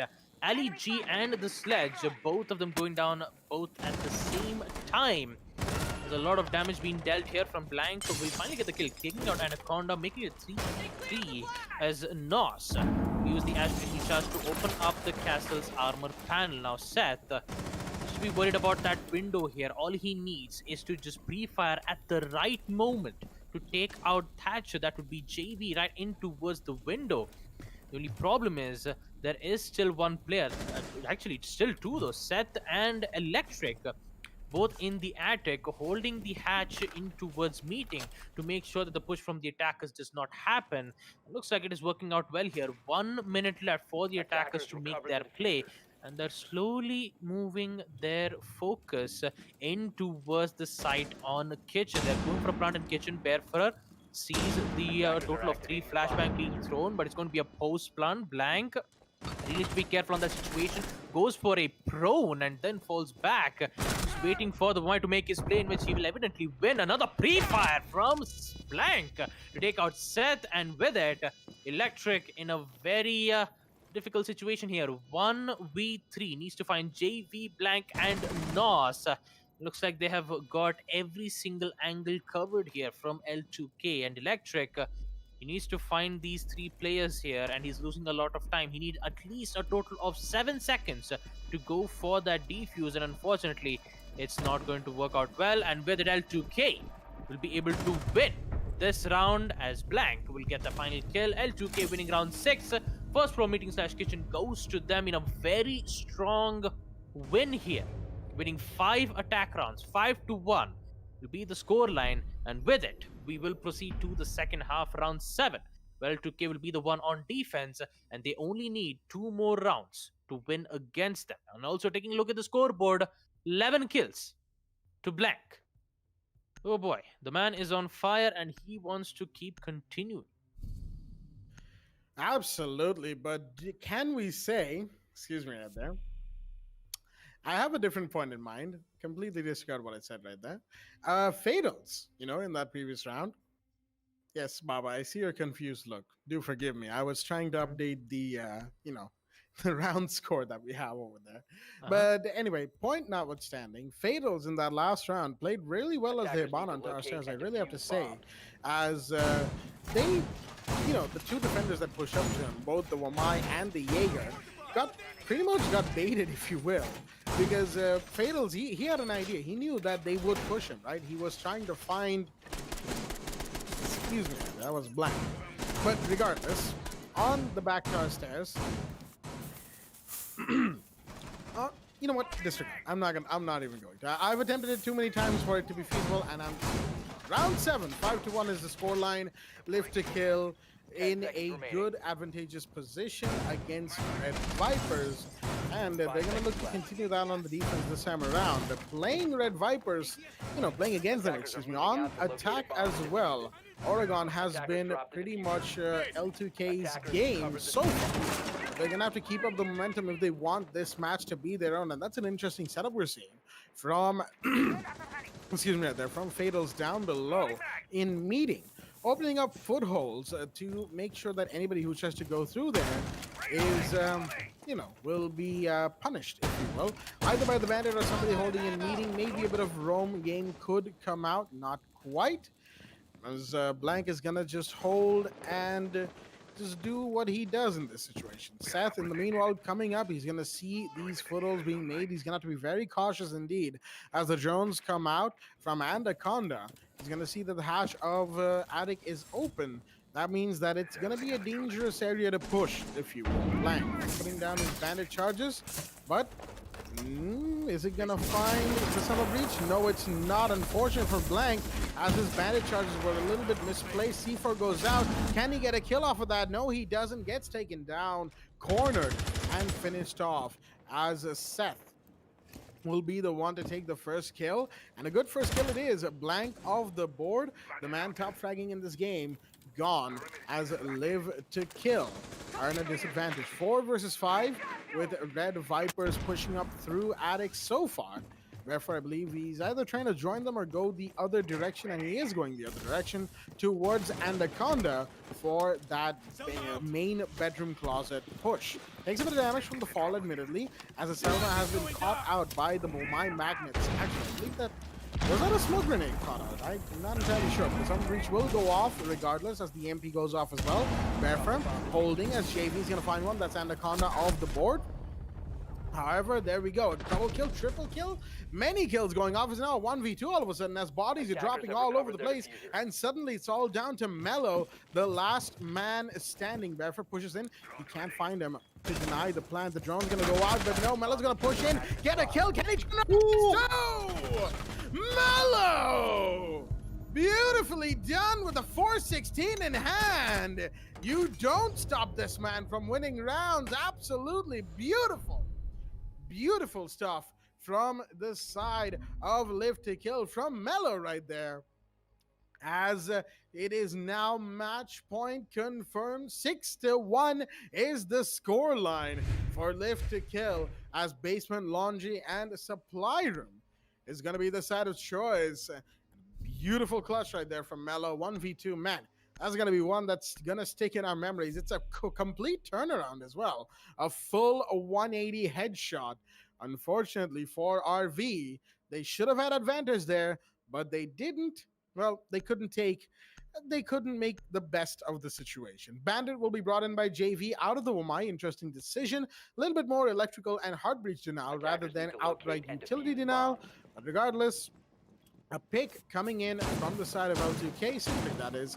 And with that, we're headed over to what may yet be the final round of this game. This is going to be a quick one if it is the final round of the match, as it looks like Blank will reinforce off both walls of supply room facing Blue's elbow, or Blue Bunker's elbow, I should say.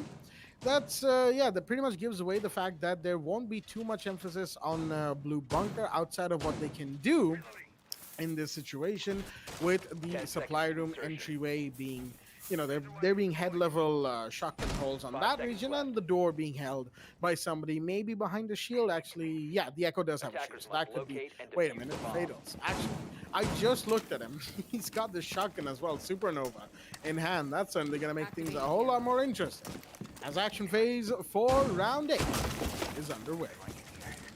Oh boy, round 8. L2K on match point, and Blank pre-fire. He almost gets it. Gets one. Oh, he's gonna get that pre-fire. Blank.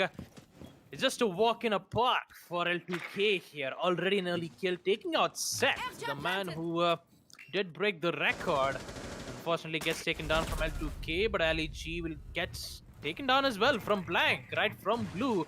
It looks like Blank is hungry for more here. Free fires all the way. The drones will give away his location, which would force back to hold on Blue instead. Although the hatch will be opened up from the ace from Anaconda, and Blank will be able to reinforce the barricade, which would force the attackers to open up, giving Blank the information he needs. Although they have some good information, and Blank will be able to hear the barricade being opened, but Anaconda decides to not go for that bait and just go with their teammates right from the big tower stairs to help their teammates. Although in a very tough spot, it's Seth and Ali G taken care of from Blank. This may be a chance for Blank to get the ace. Will it happen though? We're about to find out when the ace starts to push in towards Freezer, where the Valkyrie is prepped and ready for the kill. The impact needs come in, and the aggression comes in as well. Nos!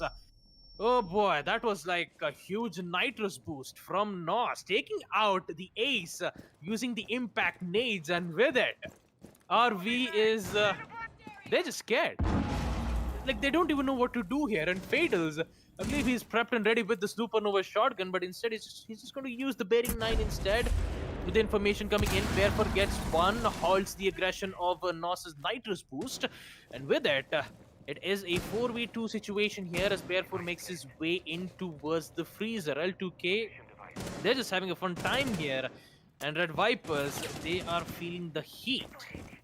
The C4 comes in from Mello, which will claim the life of Bearfur, and the last kill from the Bearing 9 will come in the hands of Fatals, and with it L2K will have victory, winning round 8 Basement Laundry, and also the win against Red Vipers on map Oregon. 7-1. 7-1. Domination is the name of the game, I would say, for L2K here today. Beautifully done from them as a 7-1 victory, 13 for Blank.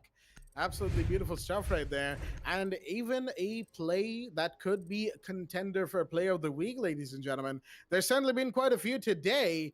One has to say Skeefy's, I should say Noxie's counter defuse, which was kind of Skeefy's mishap as well, if you really look at it that way. But at the same time, it is what it is, We make mistakes every now and again. And similarly, on that 1v2 that the Jaeger had a couple rounds ago, One could say that the Ash, I believe the Ash was electric in that round, can't exactly remember off the top of my head, but whoever the Ash was should have been able to provide cover for Planter. There really shouldn't have been precedent for the Jaeger to push up and get that kill, but regardless, again, we can only say so much in retrospect here when the match is done. Whatever decisions were made, they will now be set in history, and we'll be looking at them in real of the moment in just a quick minute. But that is, in fact, it. Oregon has been won, and it is live to kill. 7-1 are your victors on Oregon, and we'll be going into relive the moment right here, right now on your screens to talk about what went wrong. And well, primarily I have to say, Red Vipers right there. Not really good start for them either when it comes to their defensive holds. They seem to be a little all over the place, a little discordant, if you will. Not exactly looking to read live to kill. They were more looking to counter them by gunplay. If I am allowed to actually make that speculation. Again, it is only speculation. We don't have info or their comms, or we don't know what they were thinking at the time, their thought process and whatnot. But this one from Fatal, man, this 1v2. Good stuff. But again, you really have to think, Ali G, he should have realized that little pillar that he was sitting at in Boiler Room is definitely thinner in that situation. One could say he even forgot he had a back that he needed to watch. Unfortunately, he didn't, and he got taken out because of it. And then it was live to kill over and over again. Only 2 rounds, I believe, where live to kill were really pushed to make big plays, and 1 round that they lost, all things considered. And some rounds were big bloodbaths that went down to 1v2s and 1v1s and whatnot. And this is the one that I was talking about, Mellow, right? Excuse me right there. Bearfer's gone in, he's going for the plant. Electric is out there, the drone gets taken out. Electric is rushing, but he fails to secure the kill even after the Thatcher goes down. There's no way, looking at it now in a retrospective angle, Mellow should not have been allowed to get that in that situation. Not in the slightest, but he did. And he got it very well indeed. That is definitely going to allow L2K to put themselves up by quite a on the leaderboard, ladies and gents, as the final kill. Good shot, all things considered, by the Bearing 9 on Fatals right there, as we'll be looking at the table, the leaderboard for Division 2. L2K, off the back of this victory, will secure themselves 9 points and a 15-round conversion rate. That is huge. Only seconded by VPG's 18. Both of them are going to have a tough competition going forward as ESM Super and Dauntless sort of trail behind at 6 points each. Jiravuya and Red Vipers 3-3, and Clickbait and Throw Syndicate unfortunately not having a good situation, a good season so far. Maybe they can turn things around starting day 4 tomorrow, but for day 3, it has all been taken into account, and L2K have put on a massive performance to help themselves into 2nd position in the leaderboard. Fantastic stuff indeed from the side of this team. Them and VPG, we're going to have our eyes on them to see if they can get promoted to Div 1, reclaiming their positions at the top of the WD Black Esports Club Pro League for Rainbow Six Siege. But I do have to say, ladies and gentlemen, it's been a fun day indeed, a fun day of matches, even in overtime in that, and it's been a fantastic day of Division 2 games. But of course, before we go, one thing to say, Season 5 qualifiers registrations are open. That is right. The final season of the Pro League that will happen next month. The registrations for the qualifiers are now live. And if you want to have a chance to play in the qualifiers, maybe even get into Division 3, stake your claim as one of the, there really isn't much to be promoted from Div 3 in Season 5 now that I think about it. But even then, a good performance in Div 3 will certainly have people looking in your direction as a team. Maybe even some orgs could pick you up. Who knows, as Division 3 is the land of possibility. And from there, it is a straight grind to the top if a team, of course, is good enough. Solo registrations and team registrations are up. So head on over to the Esports Club to get yourselves registered for Season 5. And once Season 4 ends, we will see you there. But for now, for Division 2 Day 3, that is going to be it from myself, Blackjack, my co-host, Baba Gusta, and our admin, Eisen. And we will see you tomorrow for Division 2 Day 4. Stay tuned, and good night. We head for the sky, it's alright. Our wings wouldn't fly, it's alright. If we are crashing down again, pieces of love, it's alright. Scattered in mud, it's alright. You're giving me a lie again. And tell me what you want, this time I won't take it to the heart. Cause I know we won't make it out, I've heard it all before. Yeah, tell me what you want, let me hear that I'm the only one. You know that we won't make it out, we've heard it all before. It's alright. It's alright. It's alright. It's alright. It's alright, so let's move on. It's alright, so let's move on. It's alright, so let's move on. It's alright, so let's move on. It's alright, so let's move on. It's alright, so let's move on. It's alright, so let's move on. It's alright, so let's move on. We head for the sky, it's alright. Our wings wouldn't fly, it's alright. If we are crashing down again, pieces of love, it's alright. Scattered in mud, it's alright. You're giving me a lie again. And tell me what you want, this time I won't take it to the heart. Cause I know we won't make it out, I've heard it all before. Yeah, tell me what you want, let me hear that I'm the only one. You know that we won't make it out, we've heard it all before. It's alright. Hey. It's alright. Hey. It's alright. It's alright. It's alright, so let's move on. It's alright, so let's move on. It's alright, so let's move on. It's alright, so let's move on. It's alright, so let's move on. It's alright, so let's move on. It's alright, so let's move on. It's alright, so let's move on. Alright, so let's move on.